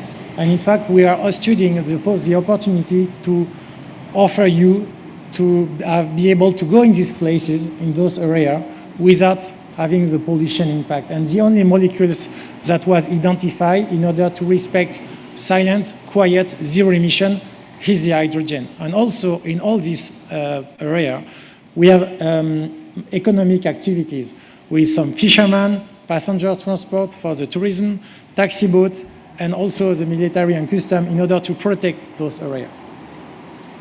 So why the hydrogen? The hydrogen, it's everywhere. In fact, it's one of the molecules which is on the most on the planet. It's very high energy density. So we had the question about the density. In fact, depending on the battery, but the best battery today, the total weight of the hydrogen stored can be 4 times lighter than the batteries. And at the battery which are on Energy Observer, in fact, you are 8 times lighter than on the Energy Observer boat. It's the best ally from renewable energy because you can directly store this energy and you can transport this hydrogen also for a long term. It's a very quick refueling, almost the same time as a diesel. It's clean, and the most important, it's quiet. Here in Monaco, the foundation and the yacht club was the first creating the Pelagos project in order to protect whales in the Mediterranean. And all these mammifers, I don't know the translation, sorry, for the, are very, mammals, merci beaucoup, more affected by the noise of the engine and of the propeller. And in fact, it is very important to have an electric engine to avoid this noise in the water. It's light, and in fact, we can use it very easily. Just to give you an idea about the study that was done by the European government, in 2017, the total turnover of the hydrogen economy was 2 billion euros. And in fact, in 2050, it will be $2,500 billion. And that was before the hydrogen plan. And in fact, today this is almost double from the provision we had in 2017. And this will create more than 30 million new jobs. So if we have a look about the global map about the energy transition, why the yachting has a huge impact to develop this energy transition. If we want the world to move in the good direction, we have to target the huge consumer. And one of the bigger consumer is the boat. It's the boat industry, it's the yachting. And if you can see this European map of the scenario, you see that the hydrogen exists and is ready to be deployed in between 2025 and 2030.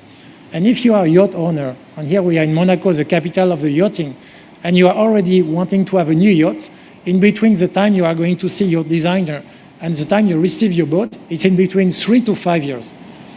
So we are showing you that in 2025, before 2030, hydrogen society will be mature on the land. So you will be able to have the filling of your boat in hydrogen. So just to give you an overview about hydrogen, it's an old technology because it exists since 1906, sorry. So here we have an overview about all the yacht projects that was announced. So you can see that there is a lot, but I'm very pleased with the ones that you have on the left in 1883, where you have Étienne Lenoir that has a hydrogen automobile that was from Joinville-le-Pont to Paris without any damage. But at that time, you can imagine that it was scary to go with hydrogen, and everything went quiet with no problem. So many times we have the question, is hydrogen dangerous? Is hydrogen an explosive gas? In fact, no more than any other, and at least less than electricity. If you can speak to all the pompiers, the fire guard, thank you, they are more scared about battery car than hydrogen car. And it's the same for boats. And this is something that is very to put in the general mindset. So you can see that there were some boats, just 4 in between 2009 and 2019. And this accelerated a lot because the most famous one was Aqua project in 2019 that was announced here in Monaco. But after we will have the first build, Aquan project that will be present and developed, I guess, in this year. The first refit about a Sunseeker, which is a very mature and normal boat that all of us can use, will be transformed in hydrogen. And Innova, that will be produced in LaCiotat Shipyard, the first serial boat produced with hydrogen to go in Le Parc National des Calanques in all the other protected area. And that will be announced, it's a sort of exclusivity. The first Fontaine Pajot will be announced soon for an ecological and zero emission boat project. But in the other plan, we have to see about the huge consumer, because the hydrogen society needs huge consumer be able to fill in the same point. So the ones that are moving very fast are the passenger and the ferries, which are, in fact, today more than 50 projects. I just show you an overview about what can be the future of the yachting by the comparison about the very big yacht and what we have in those ferries. You can see that most of those projects are moving to liquid hydrogen. And the liquid hydrogen has the same power density as the diesel.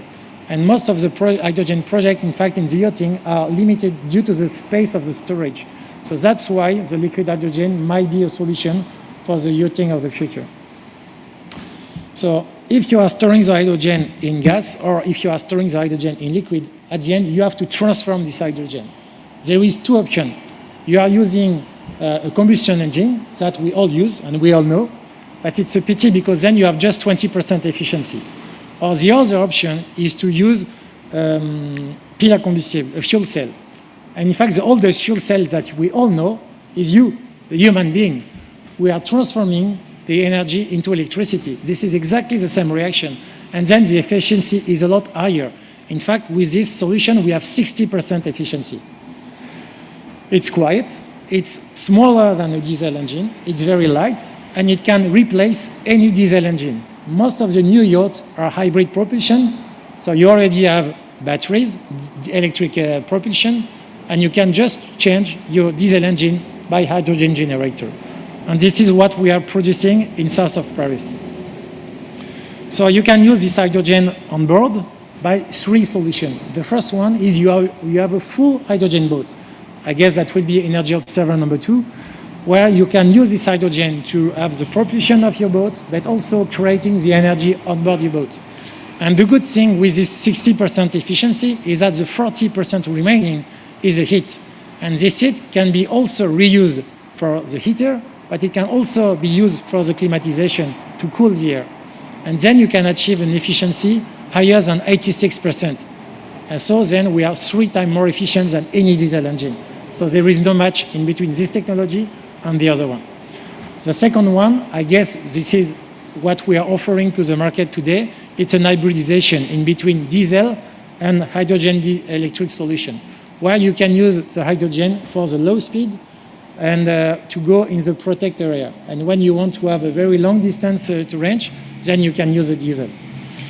And the third one, which are the first customer already asking that, and it's ready for use, it's the hotel load application. All the yachts, you are using hydrogen, not jets, but diesel genset, and you can already have you on board replacing this hydrogen genset, diesel genset by a hydrogen genset. And this is already ready for the market, and I hope we'll be able to be here in the next Monaco Yacht Show and to show you the boat.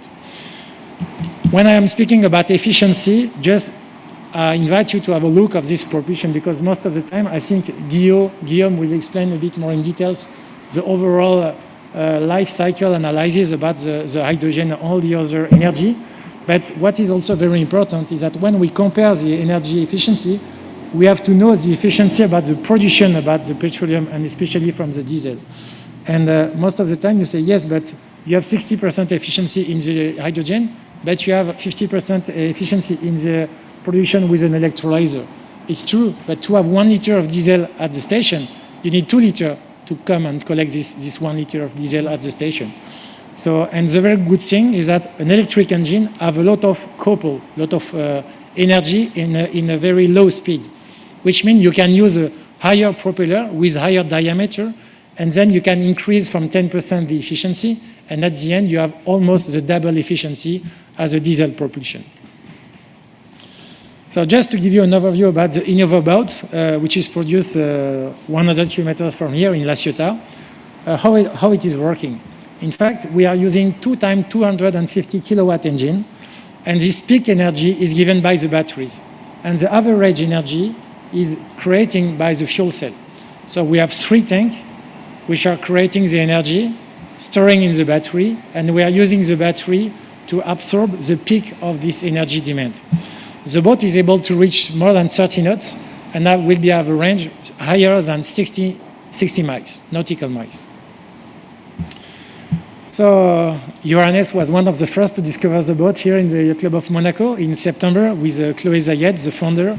And the launch of this boat will be in April, and we will be able to invite some of you, if you want, in May to discover this boat in LaCiotat or maybe here in Monaco with Bernard. We received the first order for Fontaine Pajot, and they will launch 15 boats that will be maybe, we hope, present in the Paris 24 event in Marseille in order to promote the Hydrogen Society. We maybe also have a new project from les Jeux Olympiques de Paris, where we have a project to give the medals of the Olympic winners on La Seine, on board an hydrogen boat. And close to here, all the new passenger boats in south of France, Riviera Line, but also in Marseille, will be transformed to fully hydrogen. And in fact, one of the places in Europe where there is the most hydrogen project are in south of France. Here you can see a map about the hydrogen distribution we're going to have. You can see that on the Monaco, I put a question mark because I don't know. There is a project of the Yacht Club of Monaco. But if some of the yacht owners want to have a hydrogen genset, we need to be able to fill this boat with hydrogen. So we have more than 12 tons of hydrogen per day that will be produced close to Toulon. 7 tons of hydrogen are today produced in Fos-sur-Mer.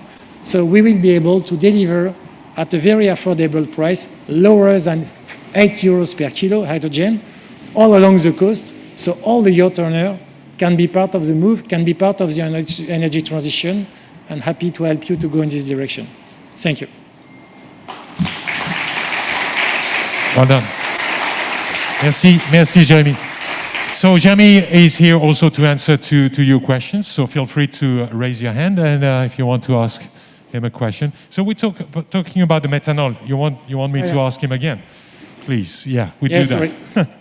In fact, it's true. And there is a boat project. It was a flying yacht project that gave us a call because they were looking a very light solution without emission. And in fact, they want to use methanol to store the hydrogen. In fact, it's using the other way. You are storing a methanol, transforming the methanol in hydrogen, and after using the hydrogen on the fuel cell. It's a direct way to have a hydrogen solution, but then you do not have all the advantages because when you transform the methanol into hydrogen, then you are emitting some CO2 emission.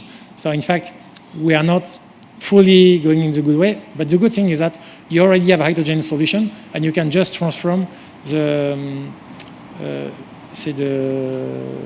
l'hydroreformage, no? Vaporeformage. I don't know the translation in English. One very important thing is that we all know that the most using of the hydrogen today is to produce the fuel. So if you are taking the petroleum from the very heavy petroleum and you want to create the heavy diesel, the gas, and also all the other things, you are doing this, je sais pas comment on dit, separation thanks to the hydrogen. So there is a lot of hydrogen used already by the petroleum people, and that's why most of the petroleum actors are also offering hydrogen solutions. But the best way at the moment to produce this hydrogen, let's say the cheapest way, not the best way, sorry, is to transform the methanol into hydrogen with the vaporeformage. And sorry for my English.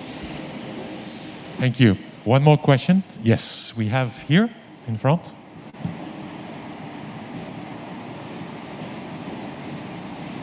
Thank you, sir.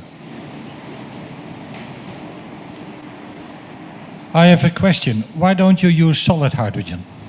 Because you don't need the pressure, you put it in a salt, and there's no pressurizing, not through 700 bars or nothing. It's without any danger. It is true today, as there is some solid state way of store the hydrogen, but that was not our, let's say, strategy, because if you can store the hydrogen in liquid, in gas, and also in solid states, at the end you will need a fuel cell. And the price of the fuel cell, and they were not marinized. And so we were focusing on this brick by creating the range extender for boats. And we are at the moment offering this brick 10 times cheaper than anyone else. Because if this can happen, it has to be cheap, it has to be affordable, and it has to be also very reliable. And that's why we were concentrating on this. But you're right, there is a lot of other projects storing hydrogen in solid state that we will be very happy to see. But if you can see, most of the investment will be in gas hydrogen, because there is also all the land application, and most of those land application will use gas hydrogen. Une autre question? One more question? No more question? Yes, we have one here. Thank you.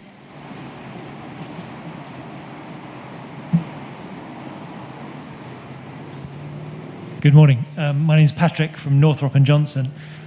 I'd just like to know, shipyards building large yachts tend to be very risk averse for obvious reasons. Are you engaged with any large yacht builders, and which of them are showing the most foresight and leadership in this area? I just can answer you that we have an NDA with all of them. So yes, we are speaking with most of them, almost all of them. They are all interested, and I have to say that most of the new owners which are thinking about building a yacht, they are considering hydrogen solution to create energy. But they are all limited by the regulation that does not exist yet in the marine industry, and on the volume taken by the hydrogen, which is because you have to make a compromise in between the gas room and the storage if you have the gas storing. So that's the way, but we can see that the more and more people are very concerned about the environmental impact, and I hope that in Monaco Yacht Show you will see a new announcement, many new announcements about yacht owners that will have at least a hydrogen genset, and maybe soon we'll move for zero emission boat. Merci. One more question? Yes, close. Sir, please. Thank you for the interesting presentation. Really enjoyed that. Do you have any idea of the cost of either converting or a new hydrogen engine on a Sure, today, true.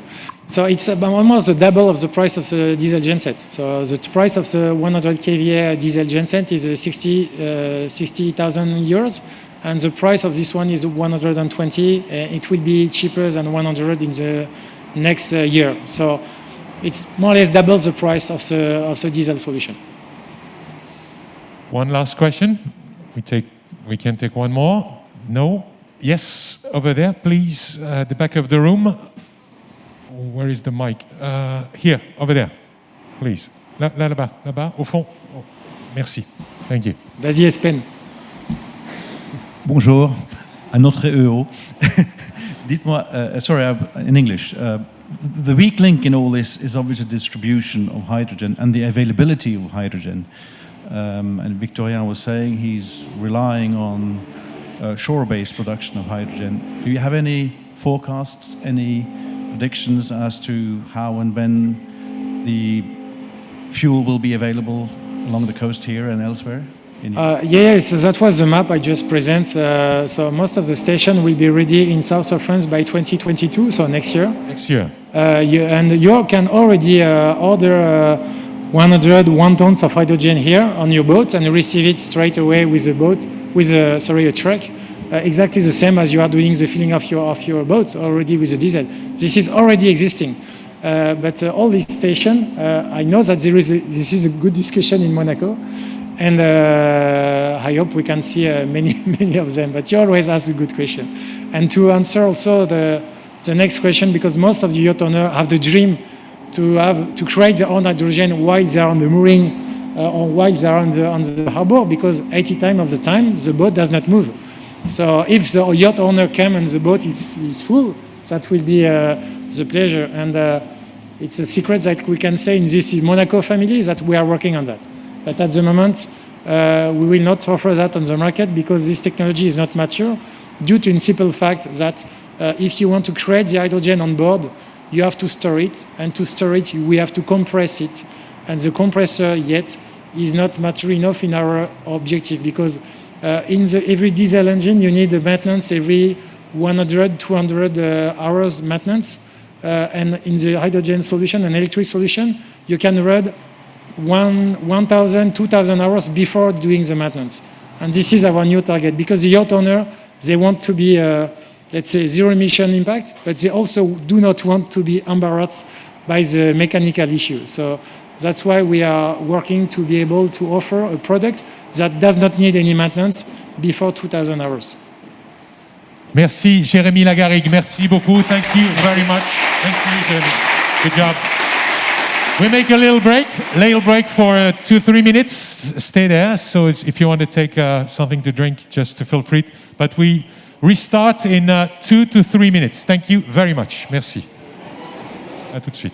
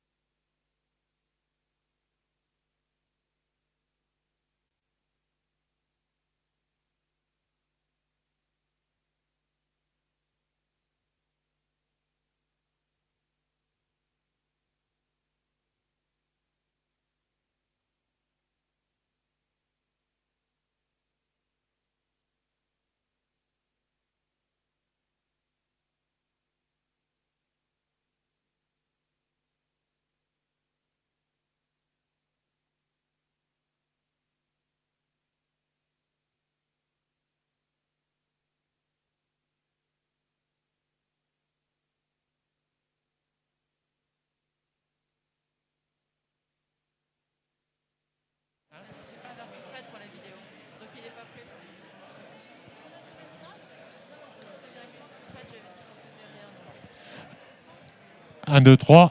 Ladies and gentlemen, please take your seats back. We restart the conference. Merci de reprendre place. Merci de votre attention. And now we have a special guest coming.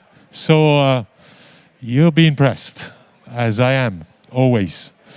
Thank you very much for taking your seat back. Thank you.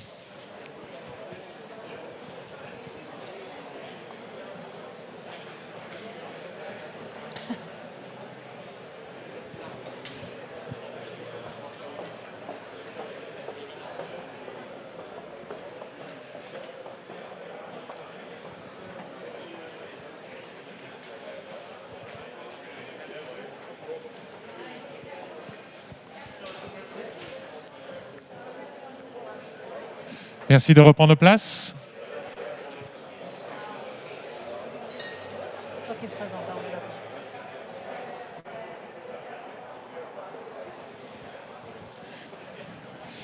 Just wanted to apologize to our viewers all around the world. Thank you very much for staying here with us or for coming back with us. Merci. We'll start the second part of this conference, this symposium. And you will see we have a special guest coming. Merci de reprendre place. Thank you very much for your attention. First of all, I'd love to welcome and to introduce to you Nathalie Kever. She was a translator earlier on of Victorien, and also new coordinator of Sea Index that was launched last September with a special guest. Thank you, Mark. Bonjour tout le monde. Good morning, everybody. Yes, that's when you realize in a conference like this that simultaneous translation is... it's not easy. It's a job, it's a profession. Just a quick few words about the Sea Index. So first of all, there's two things. There's the Superyacht Eco Association, and there's the actual Sea Index tool on its own. The Sea Index tool was born from a desire of yacht owners, yacht captains, and industry players for a tangible measurement of CO2 emissions. In collaboration with the Fondation Prince Albert II de Monaco, we place the Sea Index tool at the forefront of our commitment for environmental protection within the Principality. Much progress has been made with regards to the Sea Index Association and the index tool itself. As Mark said, it was launched last September. And in a little while, you will hear a presentation from co-founder, Monsieur Michel Buffat, who is co-founder alongside Monsieur Bernard d'Alessandri, about just how far we've come and where we need to go next. So, voilà. Merci pour ces explications. Thank you for this explanation. You can applaud to her. It was not easy, the fact that she had to translate literally. Thank you. Thank you, Mark. And now we have a special guest. Before we ask him to come here to the stage, I would love you to watch this video, because now we have time. Fred, you ready? Or you not? If it's possible, would be perfect to have it. Will be it's always spectacular, and I love pictures. Watch this.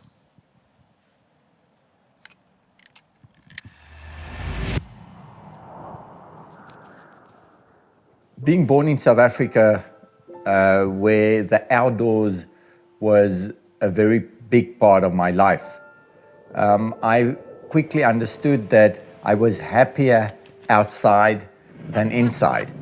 And often sitting in a classroom, just looking through the window, I didn't want to be in the classroom. I wanted to be outside. I wanted to be where I thought I felt the most comfortable. All the danger and the beauty of nature fascinated me as a child. I dreamt of swimming down the Amazon. Then I started planning how I could make my dream come true.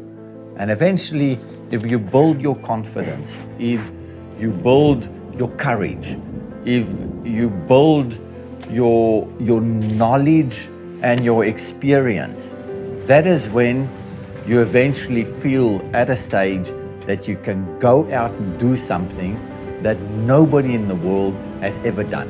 If you think in the right manner, then you have an opportunity that will give you the courage to go out there and do something and change something in your life to become a better person.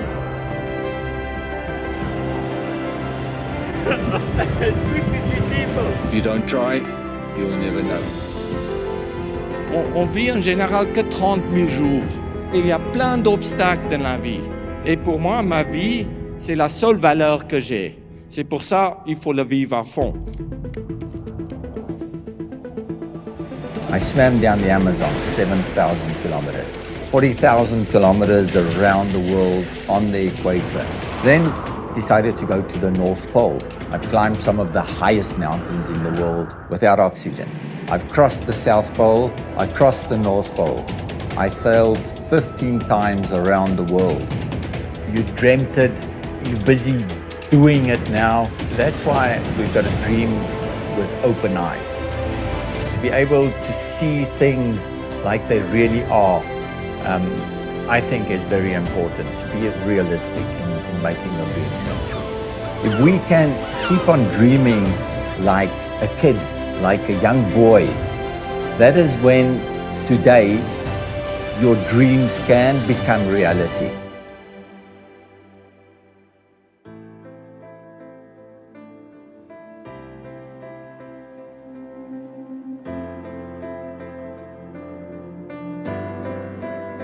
I believe that everything in life starts with a dream.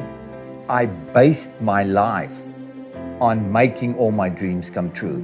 My name is Mike Horn, and I'm a professional explorer. And it's a pleasure and an honor to welcome here to the stage Mr. Mike Horn.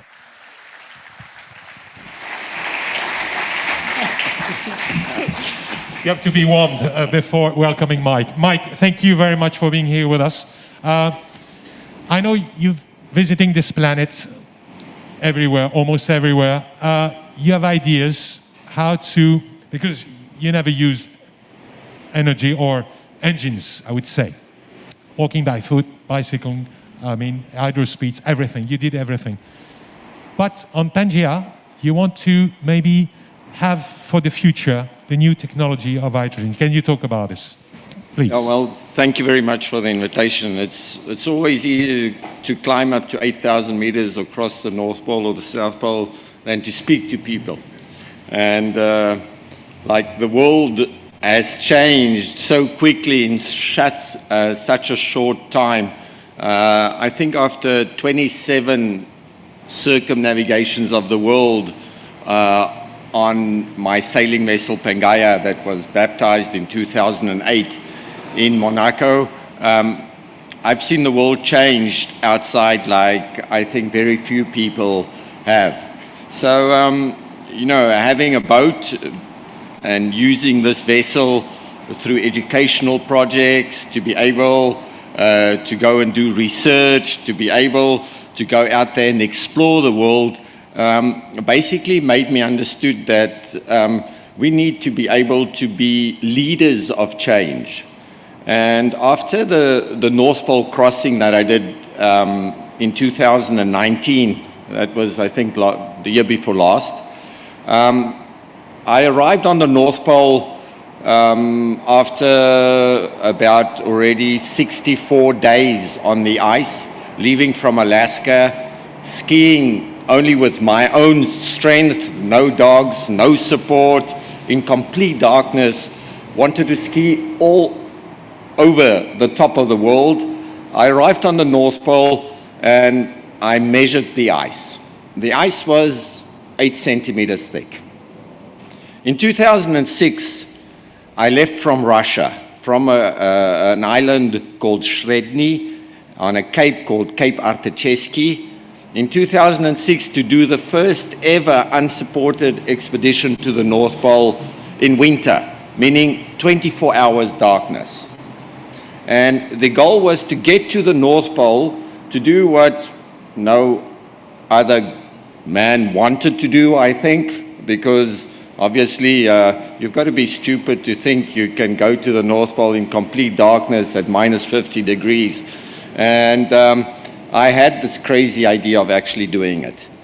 Arriving on the North Pole and seeing the sun for the first time rise above the equator and light up the North Pole was only experienced by me and my expedition partner, Borgie Ausland. And seeing the sun rise above the equator made me realize that, you know, we all live in the same place. We all evolve at the same speed. But if you go away from people, if you go out in nature and experience different emotions that makes you change your idea, you want to conserve nature, you want to take care of it.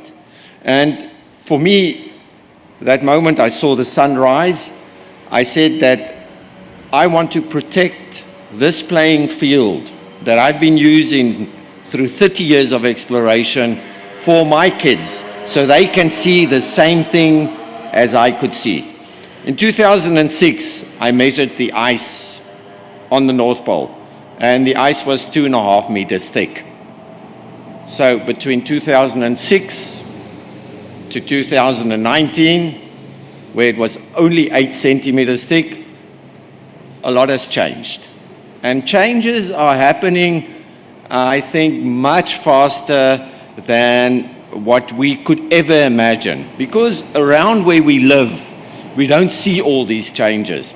But as soon as you go to these remote places, changes becomes evident to see. But we must be able to find solutions for the problems that we as human beings have created. So 27 times I sailed around the world. We baptized Pangaea, my boat, in Monaco. Mercedes-Benz developed the latest technology in, at that stage, Euro 4 engines, and that was already 14 years ago.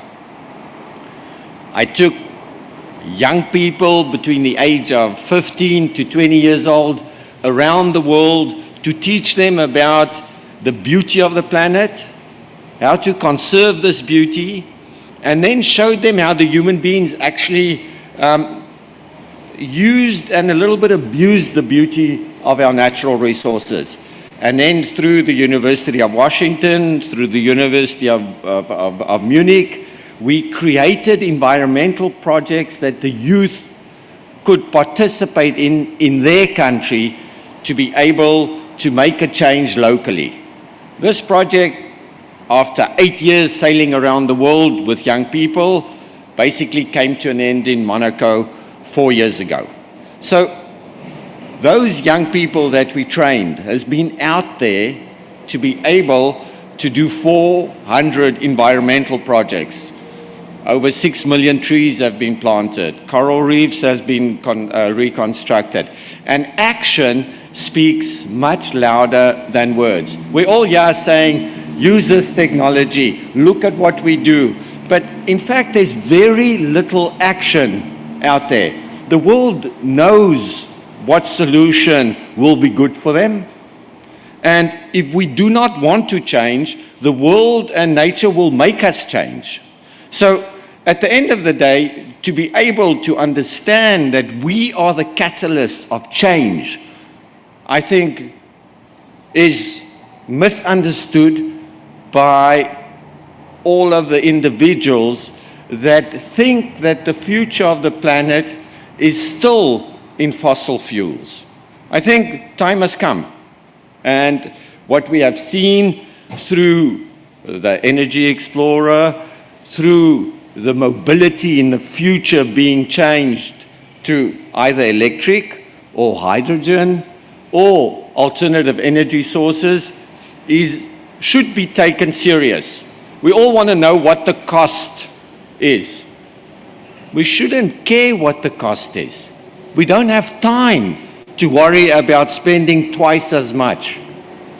It's an investment for the future. And if we don't take the money out of our pockets today, then there won't be no tomorrow. So for me, after I just came back from my 27th circumnavigation of the world, I went to the Dakar Rally.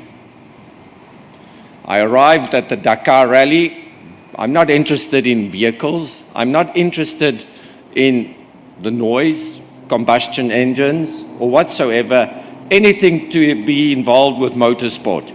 But I went to the Dakar Rally to learn, to be able to experience something that I've never experienced before. So I jumped into a little buggy as a co-pilot. I've never seen a road book in my life before, and I was next to Cyril Dupré that won the Dakar 5 times in a professional team called the Red Bull team. So I stood at the starting line and he's revving up the car and we sit there with this helmet on, strapped to the seat, and I wondered what enjoyment people get out of this. It was exciting, but it wasn't as exciting as going to the North Pole or standing on the top of K2 at 8,000 meters without oxygen or being at the bottom of the ocean. It was just something that everybody else could do. So the light goes green and it's just dust and more noise and we head off. And I forgot to give him the indications of where he has to go. And in the helmet, he says, Mike, la prochaine note. I've never read a road book in my life. I said, it looks like a T that you have to go right, but that was about 4 kilometers ago. So it was a complete disaster. After the Dakar Rally, I was criticized by about 62 million people that followed the crossing of the North Pole. And when I crossed the North Pole and I said that we need to change things, as I went to the Dakar Rally, I wasn't the example that people wanted me to be. So they criticized me. And criticism, when it's constructive, it leads to change. But when criticism is destructive, you're basically killing a lot of positive energy through not adding value, but taking value from people. So criticism we all love, but criticism we all hate as well. If it's positive and leads to change, then we must criticize. If it's negative and breaking down, you're adding zero value. So when we look at new energy, energy should be looked overall as what energy we can use to be able to find the best solution. And when I wanted to change my boat, moving from combustion engines into hydrogen engines, I said, on the market today, hydrogen fuel cells is 9 years old. What Toyota produces, what Hyundai produce, what you can buy off the shelf today is already a technology that exists since about 9-10 years. So if I want to build something, I need to be able to work with the best in the world to be able to create a new generation fuel cell that can be as performant as combustion engines. And when you look at 160 kilowatt fuel cells and stuff like that, it is not going to give you the power that you need to be able to compete against combustion engines. The infrastructure is not ready yet. So, being sponsored by a car manufacturer, by Mercedes-Benz for more than 20 years, Mercedes-Benz taught me something about supply and demand. We don't develop if there's no demand. So, electric motorization has been the trend, and everybody is following this trend. But the batteries have really become our biggest problem. So, that is why we seriously started looking at developing hydrogen. We went to the CEA, and it's the same guys that I think Energy Observer used in the beginning of their project, and we said, we need a new generation fuel cell. We can't work with old technology anymore.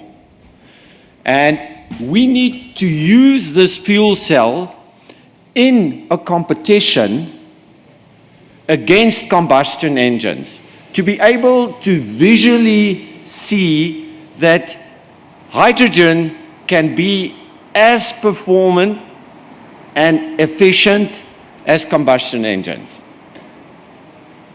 Mobility in general, and we're not only speaking about mobility on the ocean. We're speaking about mobility in our daily lives. We're speaking about energy in our daily lives. If we can produce a hydrogen fuel cell that can be adapted to vehicles and to the industry of the ocean, yachting, that is when the industry together will invest more money into making these changes happen much faster than it is happening today. And that will help the infrastructure.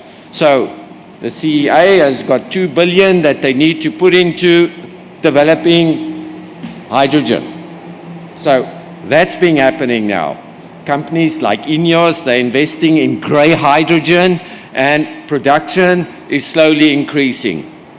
But we cannot use the fuel cells that we had 9 years ago today. So a year ago, when I thought of changing my vessel, and I was criticized by the Dakar, I said, I need to build a rally raid vehicle. So people can see a rally car in hydrogen that's got zero pollution compete against a combustion engine. So I need 400 horsepower. Will a fuel cell of 160 kilowatt give 400 horsepower? No, it will not. So we developed a research program with the CEA where now we have a fuel cell, a new generation fuel cell that produces 390 kilowatt. This is not a maybe. This is the stack has started to be built. So if a stack like this can be built and we can produce the amount of horsepower that a combustion engine in a rally raid vehicle can use, we need to change things. So what has changed in the technology of hydrogen? Why yesterday it wasn't possible and today it is possible? Simply because we increase the temperature of the functioning of the fuel cell. And then you build a modular system to be able to increase the kilowatts of your fuel cell. And then you need to be able for this battery to be more adapted to the extreme conditions. You need to work on the vibrations. You need to work on the filtering system of the air. You need to work on the way the compressors function in the desert, on the ocean, and not only on the roads. So to be able to go into the future, a lot of the development now has been done. And I'll just show you a little bit of a small little image of the new generation fuel cell that now we will put into building. And by the middle of this year, towards the end of this year, the first fuel cell of over 300 kilowatt will be built. This fuel cell will then be tested in a vehicle first. Then it will be used in the transformation of my vessel. And I believe in second life. I don't think you've always got to start building new things. And you've got a boat, now you want a new boat. Why can't you just use the boat that you have to be able to change the motorization like we now have in clothing? Patagonia has started an amazing project where they give clothing a second life. If you bring back your clothing, we'll fix it, we'll give you a discount on your jacket, and we'll sell it again to somebody else for a reasonable price. So second life has become a way of taking care of our planet. And if you take boats, in many ways, changing the motorization will become very easy in the future. So I don't know if this thing works, but the project was called Gen Z. I think you guys know why it was called Gen Z. That's the next generation of mobility. Just a little bit of images to show you guys why I want to change the motorization of my vessel. After 27 circumnavigations of the world, even using low carbon emission engines developed specially for this vessel, we need to change.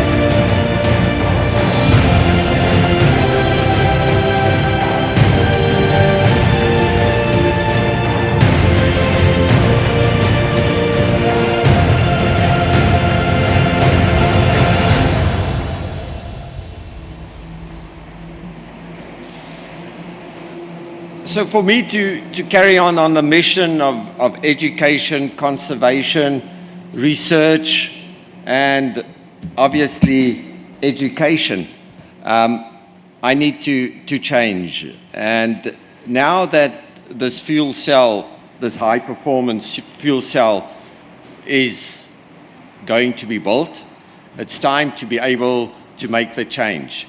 To be able to use this fuel cell in all forms of mobility, from aviation to normal street mobility to the ocean, is what will make the change in all the domains happen much faster. We can't only focus on the ocean.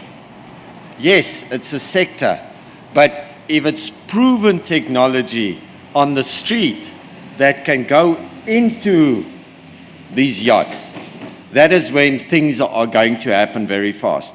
So for us to be able to go to remote places, is hydrogen a good idea or not?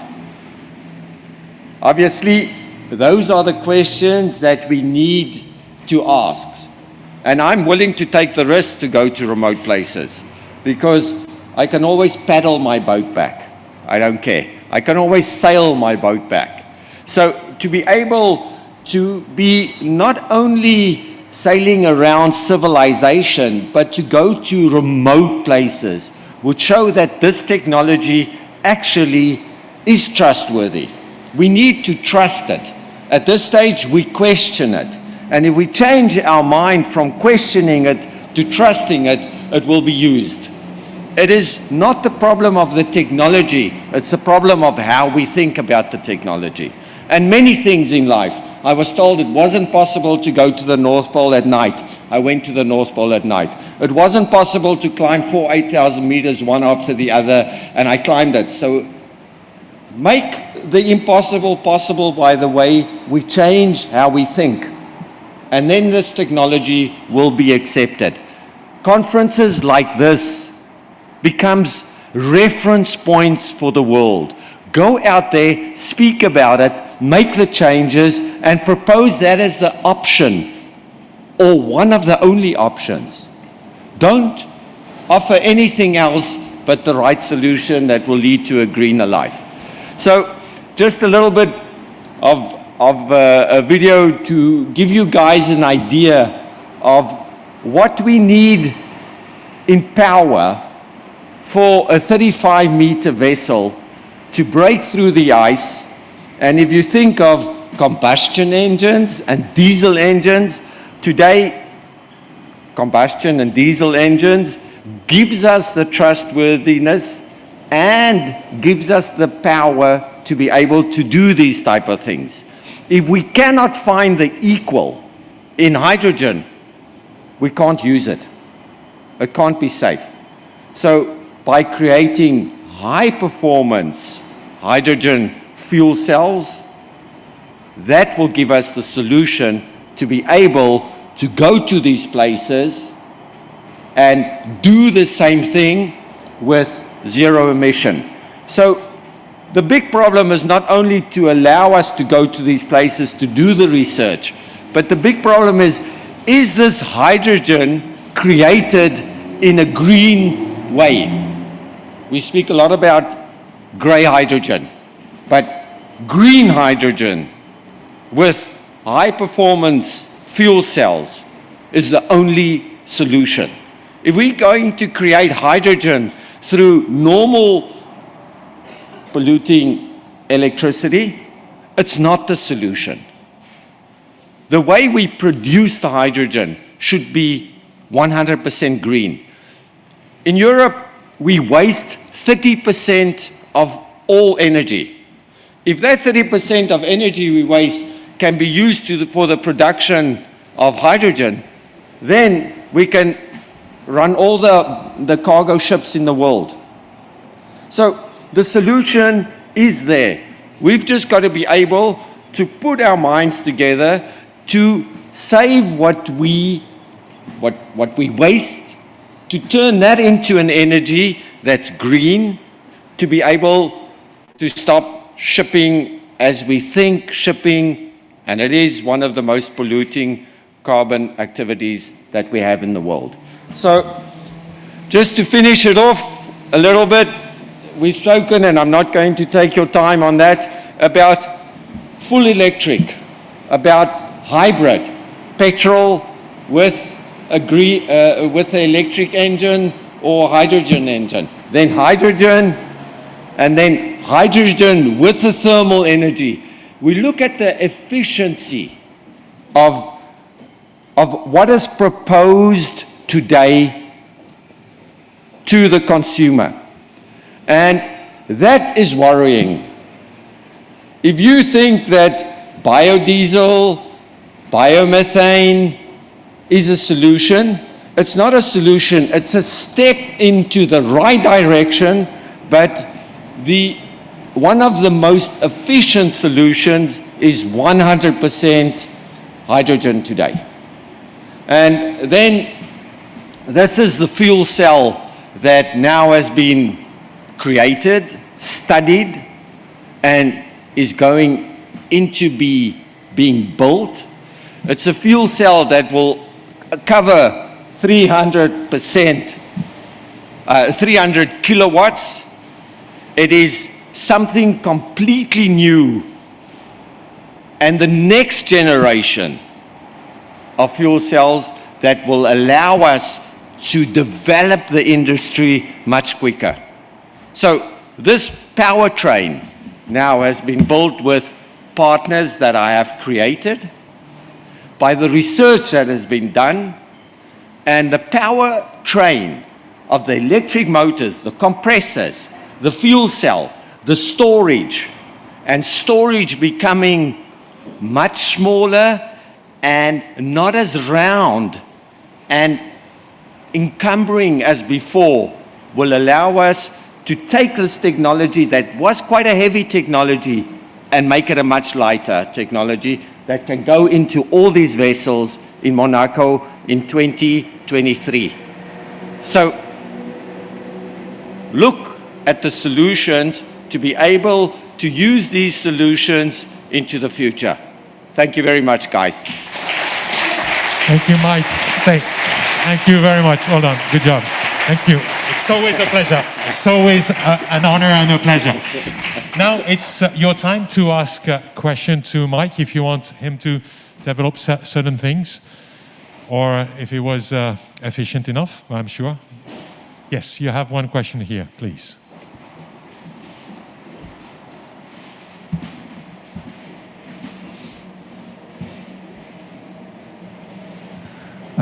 Thank you very much indeed. That's Pleasure. A lot of inspiration, I think, for all of us. I just have a question on the fuel cell that's being developed with CAA. Are they going to go in a mass production? And if so, what's the time frame for that?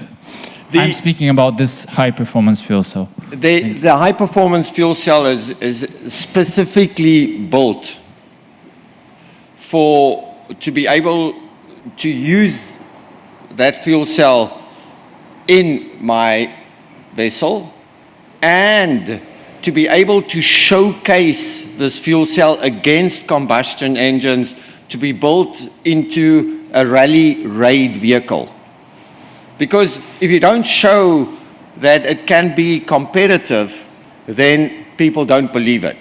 So the fuel cell is a modular system that you can then adapt to build a supercar and to be able to go into normal vehicles that needs lower energy, like 200 kilowatt fuel cell, for example. The technology of developing this fuel cell can then be given to any fuel cell production company to be able to produce the fuel cell. And then it can be commercialized. I don't give a damn about making money. I just want to climb mountains and cross the oceans and swim down the Amazon, catch crocodiles and speak to polar bears and sleep alone in my tent. That's what gives me a kick in life. To be able to take this technology and turn it into an opportunity for industrialization is definitely, I think, an attractive point for any company that works in mobility today. So we did the research, we did the development, we're building the 5 first fuel cells by ourselves, and then it can be given to the industry. I'm a guy that likes open minds. I'm a guy that likes open fields. So all this technology will then be given to the industry to be able to develop the future of our planet more than just making money to put into your pocket. And a new generation, you will take this lead. I'm sure you will. Who wants to take another question? No more question. Good. Thank you very much. You were great. Thank you very much, Mike. Mike Horn.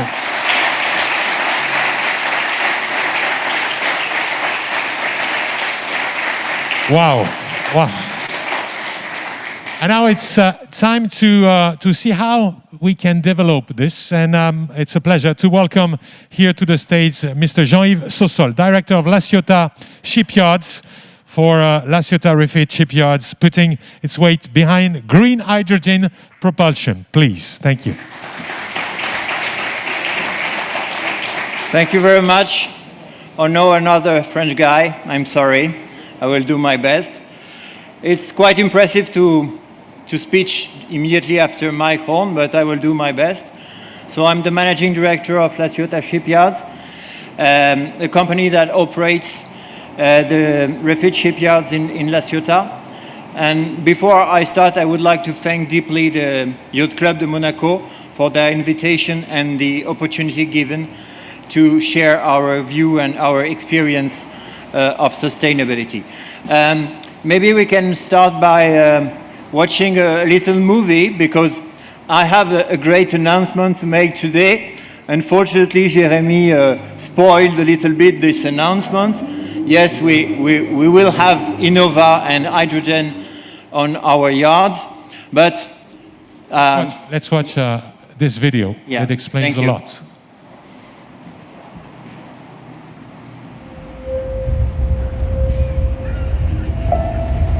A few hours from Monaco and the Pelagus Sanctuary for marine mammals, LaCiotat Shipyards is nestled in the heart of one of the world's most beautiful bays. C'est une zone où on retrouve beaucoup de cétacés comme des dauphins, les rorquals communs, donc qui sont des baleines, des diables de mer qui sont des cousines des raies manta. On peut retrouver notamment l'herbier de Posidonie, qui est une plante sous-marine qui fleurit et qui est endémique de Méditerranée. The construction of the new 40,000 square metre platform and boat lift, with a near 5,000-ton capacity, intended for the refitting of superyachts, satisfies the environmental requirements.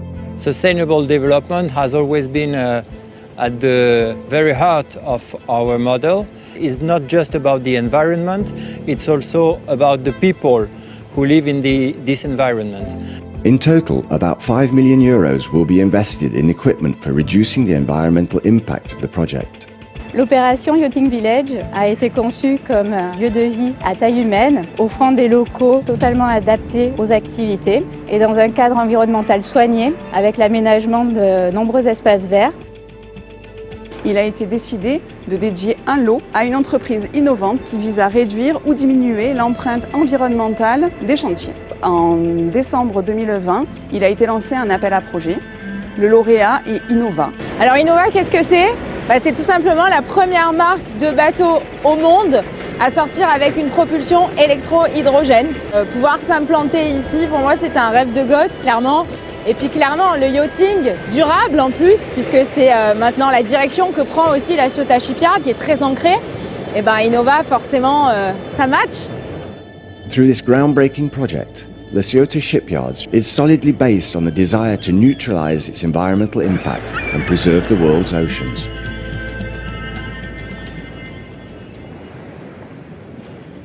Merci. Thank you very much for this explanation. So I have a few questions to ask you. If you'd like this, they know more about LaCiotat Shipyards. When did LaCiotat Shipyards first become involved in a movement to promote sustainable development in the super yacht industry? Thank you very much for the question. You have noted that it's not LaCiotat Shipyard, but we have an S, because we are not a shipyards, we are a shipyards. Air shipyards. And to answer your question, we have written sustainable development in the core of our strategy in 2018. But in fact, I could say that we've been implementing sustainable development for a very long time. And actually, we've always been developing sustainable development. We're a bit like Monsieur Jourdain from the play from Molière called Le Bourgeois Gentilhomme, who was speaking prose without even knowing it. We were implementing sustainable development without even knowing it was sustainable development. And why is that? Because it's really in our DNA. For we have learned the lesson that come from our history and our geography as well. Regarding that history, our involvement in LaCiotat followed the collapse of an old construction yard, and that construction yard was very performant in terms of technology, but it was also piling up losses. So that's the first lesson, the first sustainability lesson we've learned: be profitable or die. The second lesson we've learned, because after the collapse, a lot of projects appeared, alternative projects to redevelop the area, marinas and so on, and they were all opposed by the local people very harshly. So it was strong opposers, and in the end all those projects were abandoned. So that's the second big lesson we've learned: be socially acceptable or you will be crushed. And the third lesson comes from our location, because we are directly at the doorstep of a national park called the Parc National des Calanques. Some of you may know it.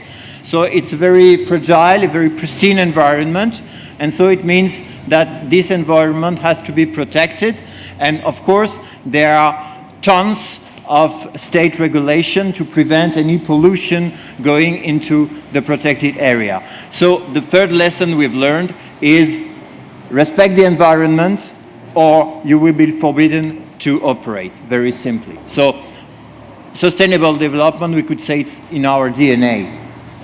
Don't you think that welcoming a boat builder dedicated to hydrogen propulsion is a little far removed from your core business? Yes, certainly, if you say that our core business is harbor management. But no, because we have a far broader mission than just operate the facilities in LaCiotat. Actually, we've been given by our public shareholders, because I forgot to mention, we have only public shareholder, which is quite important in terms of, well, the management of the whole thing. And so, our public shareholder asked us to re-industrialize sustainably the place, and that's all. So we're implementing sustainable development in two ways.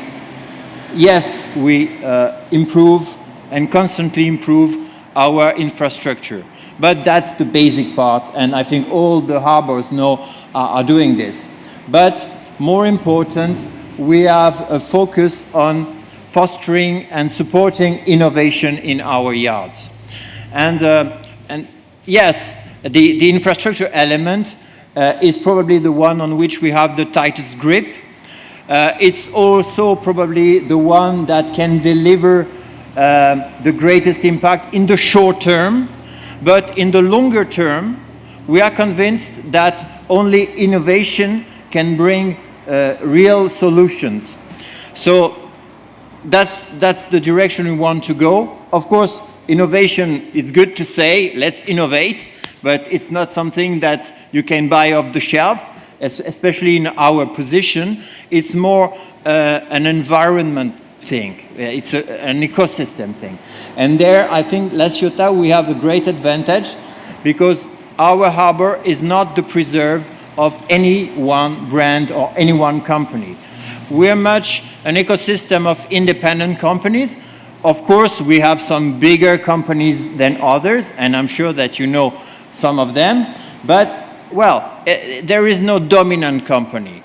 And so there is an ecosystem, so it's a nice place to innovate. And we, as LaCiotat Shipyards, we work as the gatekeeper to that ecosystem. So we have the power to let someone in, even though the big companies don't want it. Most of the time they want it. So we decided to open the gates to innovative, to game-changing companies with a real solution that could change things and that could reduce significantly the impact of our industry. And how did you first come across Chloé Zayed and Innova? Very simply, actually, because we organized a call for project. So we invited innovative companies to submit projects, to submit proposals for the occupation of an industrial unit in our business village you have seen in the film. And for this, of course, it's a specific matter. So we organized the thing specifically, and we set up a group of experts, a group of panelists, you can call it a jury, composed of the many stakeholders of the project. So LaCiotat Shipyards, of course, but also representative from the French Naval Industry Association, the GICAN, an environmental association, Océan, you've seen the president in the movie, and in the video, sorry, and also a representative from the local authority, the local government. So all the stakeholders representing the all dimensions of sustainable development were represented. And all together, they decided that Innova was the best choice for us. So what do you expect from the settlement of Innova now in LaCiotat? Many things, of course, but so we expect that they can develop, they can succeed in developing their solution. But more than this, I see this only as a first step for us, because I hope that it can unlock collaborations inside our ecosystems with the many companies that are already present in LaCiotat Shipyards, but also with the numerous superyachts that are visiting us each year. And so we hope that all the ties that will be created can lead to a faster integration of the hydrogen technology in our superyacht industry. Of course, I have no crystal ball. I cannot tell you if it will be a success or not, but it's worth to take the bet, and that's what we do. At any cost, we stay fully dedicated to our sustainability model. So we look forward to welcoming more new companies who can develop sustainable technologies in our yard for the future. So this is also a question. So if you want to know more, someone wants to ask a question to Jean-Yves, or he gave everything. Keep on the contact. Yes, Jérémy, if we have a mic, if not, we deliver directly. Thank you, Jean-Yves. Do you have an idea or plan to maybe host hydrogen station in LaCiotat? Yeah. I was mentioning the works we do with our infrastructures. Of course, we are also part of the cluster around hydrogen that is led by the Chamber of Commerce of Toulon. We are thinking to revamp all the roofs of the big sheds to install solar panels, and this could unlock the capacity to produce our own hydrogen. So maybe yes, but hydrogen is a long journey. We're studying also mobile hydraulic power unit powered by hydrogen. But when you come to concrete applications and real thing, it's always more difficult, because you have the Lloyds, because you have the insurance, because you have the clients also, and they're not always confident with having hydrogen storage in the yard. We're not the Grand Port Maritime de Marseille, so it's a big place, yes, but it's not that big. So if you have a huge storage of hydrogen very close to superyachts, maybe some of our clients could become a bit nervous. And so we're studying this. It's good to have Innova because it will show that hydrogen is not something that is done in labs or in remote places. It's also something that you can really do for real in the industry and next to you. Experiment, yeah. Yeah. Thank you very much. No more questions. So keep on and contact him. Don't hesitate to contact Jean-Yves to know more. Thank you very much. Merci Thanks beaucoup. To you. Merci Jean-Yves.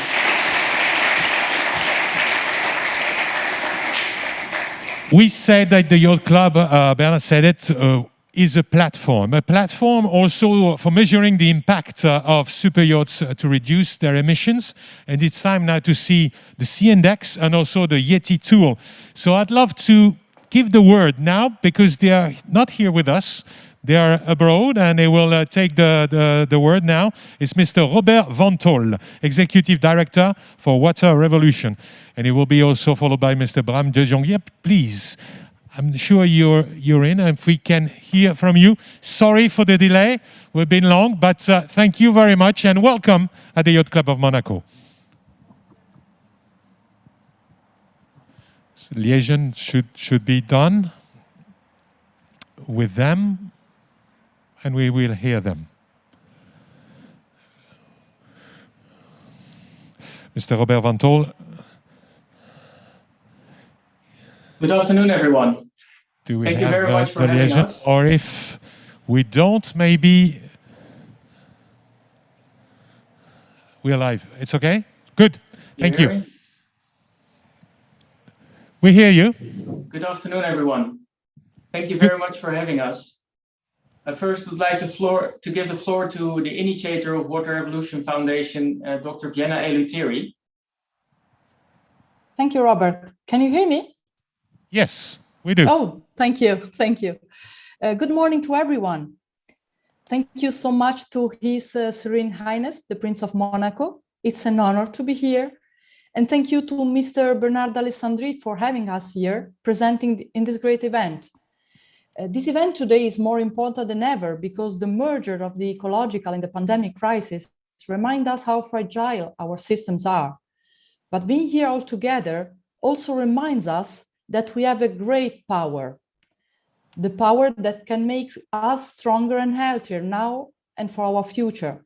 This way is called the 2030 Agenda, and our very goal is called sustainability. That's our challenge and our opportunity. But to take this unique opportunity, we need tools based on our two fundamental strengths, science and community.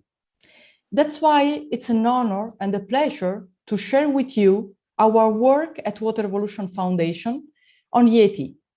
Our joint industry project, the Yacht Environmental Transparency Index, is the tool that will provide us in our industrial community with scientific evidence about how and where to invest our precious resources. For the entire super yacht community long-term interest, and thank you to Bram Jongepier and all the community of companies and professionals involved, I can hand over to Robert to present the Yeti state of the art. Thank you. Thank you, Vienna. So we join you obviously remotely, and we have quite some slides to take you through. We will do questions and answer at the end, where also the Yeti initiator and joint industry project chair Bram is joining us for your questions. So let's get started.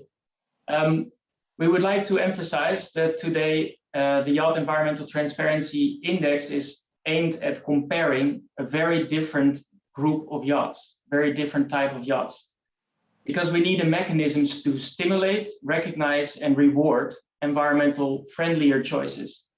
And also we need to take a proactive approach because current legislative frameworks are not suitable for the specific kind that yachts represent. In order to make clear what we are sharing with you today is that the Yeti tool is not finished yet. It's currently work in progress, but we are keen to share with you our progress, inform you on the multiple studies that we have done in order to provide the data and the results that we need for developing this tool. And ultimately also the peers of our joint industry project group will be invited to test with us this calculator, and in order to check its robustness. Who is all behind this project? Well, we have 11 major shipyards building large yachts around the world. We have 4 naval architecture, very renowned companies, and 3 leading institutes for research. So this is a very relatively small but very strong group that is behind this development and is developing the basis in order to share with the industry later on and for further adoption. So how have we been approaching this complex project? Well, ultimately we need to develop knowledge about the energy use of the various yacht types. If we would divide the work for different type of yachts, you still can't compare with them with each other. So we need to develop a calculator to look into efficiency and emissions, but also develop an environmental impact calculation. And in order to compare the yachts, we ultimately need a denominating factor. So it was already mentioned several times by the speakers before us. It's very crucial to take a life cycle assessment approach. For the yachting industry, this is what a life cycle looks like. So it all starts with design and build. Then we have the operation of the yacht, and ultimately the end of life of most part of the yachts are through refit. There is no end of life entirely to yachts. Now, where currently the 1.0 calculation tool for Yeti will focus on is the operation. Later on, we will also include the crucial design and build phase, as well as the refit phase. So what have we been developing? In order to judge and compare yachts on their operational profile, we have been looking at a parametric analysis based on AAS data. So we have compiled a fleet of yachts by the participating shipyards and tracked their AAS history. We also look at a power demand, obviously. And this not only consists of propulsion, but equally and maybe even more important, its hotel function. For the hotel function, there's also a large majority of time where the yacht spends in marinas. So it means the yacht is plugged into the energy grid of the local marina. Therefore, we conducted a shore power study in order to take that on board as well. So ultimately, the calculator needs to determine efficiency, fuel use, and emissions for this part of the life cycle at the moment. And then we need a functional unit for luxury, because that's ultimately where the yacht is providing it. When we zoom in more on the operational profile, we would like to emphasize that we make Yeti inclusive for motor, sail, small, large, slow, and fast yachts. It makes no sense to only focus on one of these if you truly want to compare the yachts with one another. So we have been looking at 130 yachts in our test fleet and 297 years of AAS data. By combining these two, so the yacht particulars and the AAS data, we have been able to develop a representative average operational profile. Also, a single definition for parametric operational profile came out of this analysis. And of course, in order to take on board the sailing yachts, we have also given a certain formula for including the sail power contribution, as well as the regeneration effects that more and more sailing yachts are incorporating. When we look at the power demand, it's obviously propulsion and hotel. For the propulsion, we could have used trial data, and also good naval architecture will be rewarded in the calculator. The hotel power has been more tricky because the trial data is not very well available. Also, the design data for the electric loads are not necessarily objective. So while this is an area where providing for good possibilities for savings, the challenge is there to develop a common approach. Zooming in on shore power study, it's not only the availability in marinas, but we also need to know how much on average is shore power being used and how much is being used by the yachts. to be complemented with an assessment of the local energy grids in the most popular yachting areas in order to get to an average environmental impact by using shore power.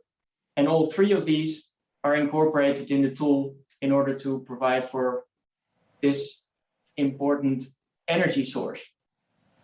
This is a more or less flowchart from input to output using the Yeti calculator.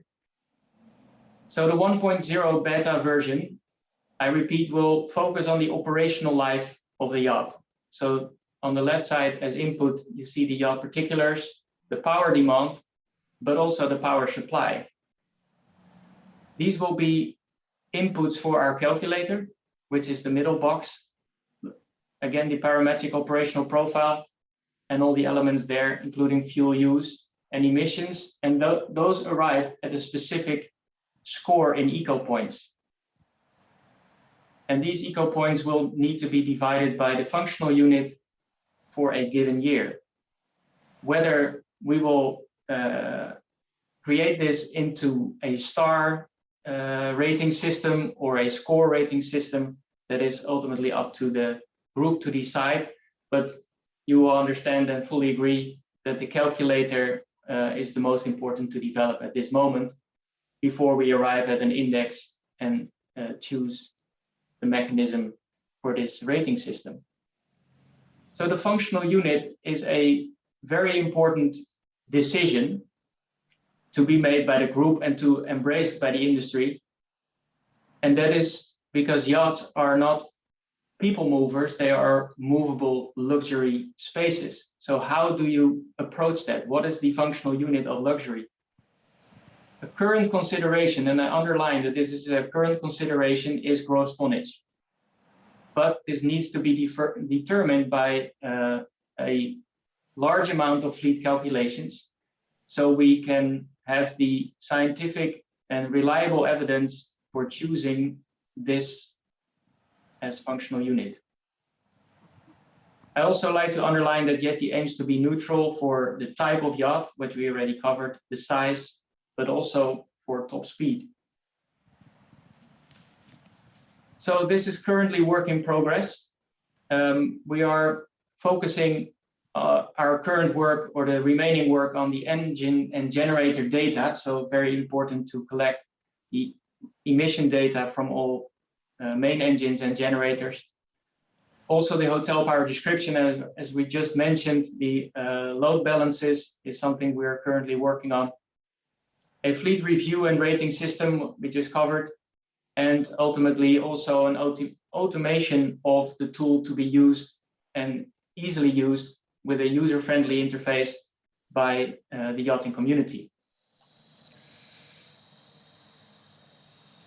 We are a joint industry project with great support from the companies and organizations that we just shared, but they are taking the lead in developing this. It's very important that ultimately this calculator will be embraced by the yachting industry and also wider yachting community. So therefore, we will soon share an invitation to become more active, to join us, to review as a peer our calculation model, but also to share more yacht data with us in order to reconfirm the operational profile. We have had the luxury of assessing 130 yachts, and that's very representative, but of course, more data will make it more reliable. And ultimately, also to determine the bandwidth of the calculation results in order to develop this index. Mr. Van Tuyl, sorry. Yeah, well, that was the end. But can we ask? Can they ask you some questions, because I'm sure you have more to say. No, this was the presentation. I'm sorry it took longer than perhaps hoped for. We are very much open to questions, and I thank you for your attendance. Thank you very much. And I know Bram can also answer to these questions. He knows a lot about this technology. Who wants to ask a question here from the room? We have the mic, because this is a real important measurement, and this is really important. Bram or Mr. Van Tuyl, maybe when would it start? When would you be able to start this technology? Well, currently we're looking at a timeline of launching the Yeti 1.0 in November. All right. We've been trialing a beta version of our tool since a couple of months. So we're debugging and we're finding out that some items work better than others. But I think we're 90% on the way, but the last 10% is, of course, usually the most difficult. I'm sure you have already a lot of contacts. What are the feedback that you have from the yachting industry? Well, they've been following our progress with great interest. The reason also, apart from the kind invitation from the Yacht Club in Monaco for presenting our progress here, is to the desire of the group to make this development aware among the industry peers and community, because it's an important development. And also when you're not ready yet, you can share the progress and you can share what you have been working on in order to also honor the great amount of work that all these companies have put in. Bram, maybe you can talk about the evolution, because I'm sure, because it's the beginning, I'm sure you have ideas for the future. Yes, of course. What we're starting right now is the operational phase, which is based on the study of the group on AAS data. So we know how much the boats are in the harbor, how much they are at anchor, how much they are sailing, and how fast. But we do want to incorporate in the end the total life cycle of the yacht. So we also have to look into the build phase, see what kind of measures we can take to improve the impact of building materials, and at the end also look at the end of life at usually a refit, how we can green up the existing fleet. Because the existing fleet, of course, is also a major factor in the total emissions and impact of the yachting world. And of course, we were talking about green energy today. I'm sure also this is something which should be developed in the future. Yes, currently our tooling is focused on regular diesel fuel, but one of our major wishes, of course, is to incorporate alternative fuels as soon as possible. Thank you. Is there any question missing here? No, we're far. It was very complete presentation. Thank you very much. I want the audience to applause. Thank you to all of you, and I wish you the best. Thank you. Great pleasure. Thank you very much. Now I will give the word to know about the other technology, also the Sea Index. We were talking about that. And Mr. Michel Buffat is also an engineer, and is the head of aviation and yachting for Credit Suisse. Merci, Michel. Thank you very much for being here with us. And we are listening to you to tell us about the Sea Index. Natalie is also on stage here with me. Hello, everyone. Can you hear me? Is the sound yes, okay? Perfect, Michel. Very good. Okay. Good morning. Yes, also thanks a lot for giving me time to share some updates on the Sea Index. It's of course a great pleasure. Would have loved to be in Monaco, but the current pandemic did not allow me to travel to Monaco. Now let me start with giving you an update, and so I see you can see the presentation. Try to go to presentation mode. Good.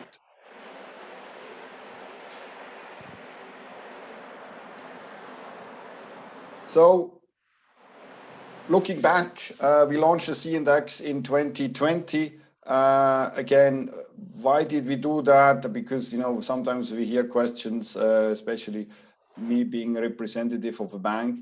The Credit Suisse is working on, or was working already last year on a so-called client energy transformation strategy. That's a strategy that will support our clients to move or to transform into a low carbon emission industries, low carbon emission businesses.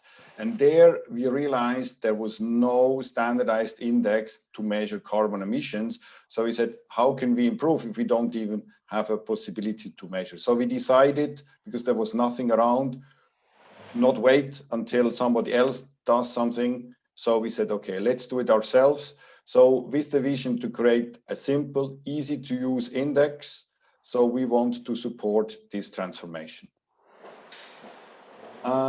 We also said, now it should not be something that is only done by a bank or by the yacht club. So we founded the Super Yacht Eco Association, an association, we will see later, shall be led by the owners. Our focus is really the owners. So the launch has been extremely successful. We have good feedback, and in particular, great interest from owners. Now, when we launched our index, we said from the beginning, this is not going to be the final version. We just wanted to have something initial, robust, we can use.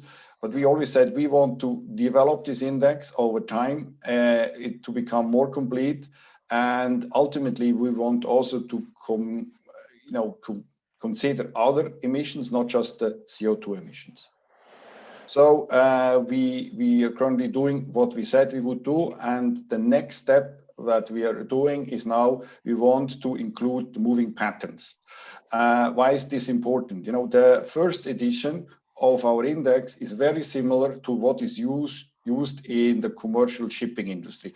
Commercial shipping industry calls this index the EEDI, Energy Efficiency Design Index, and this is focused very much on ships moving.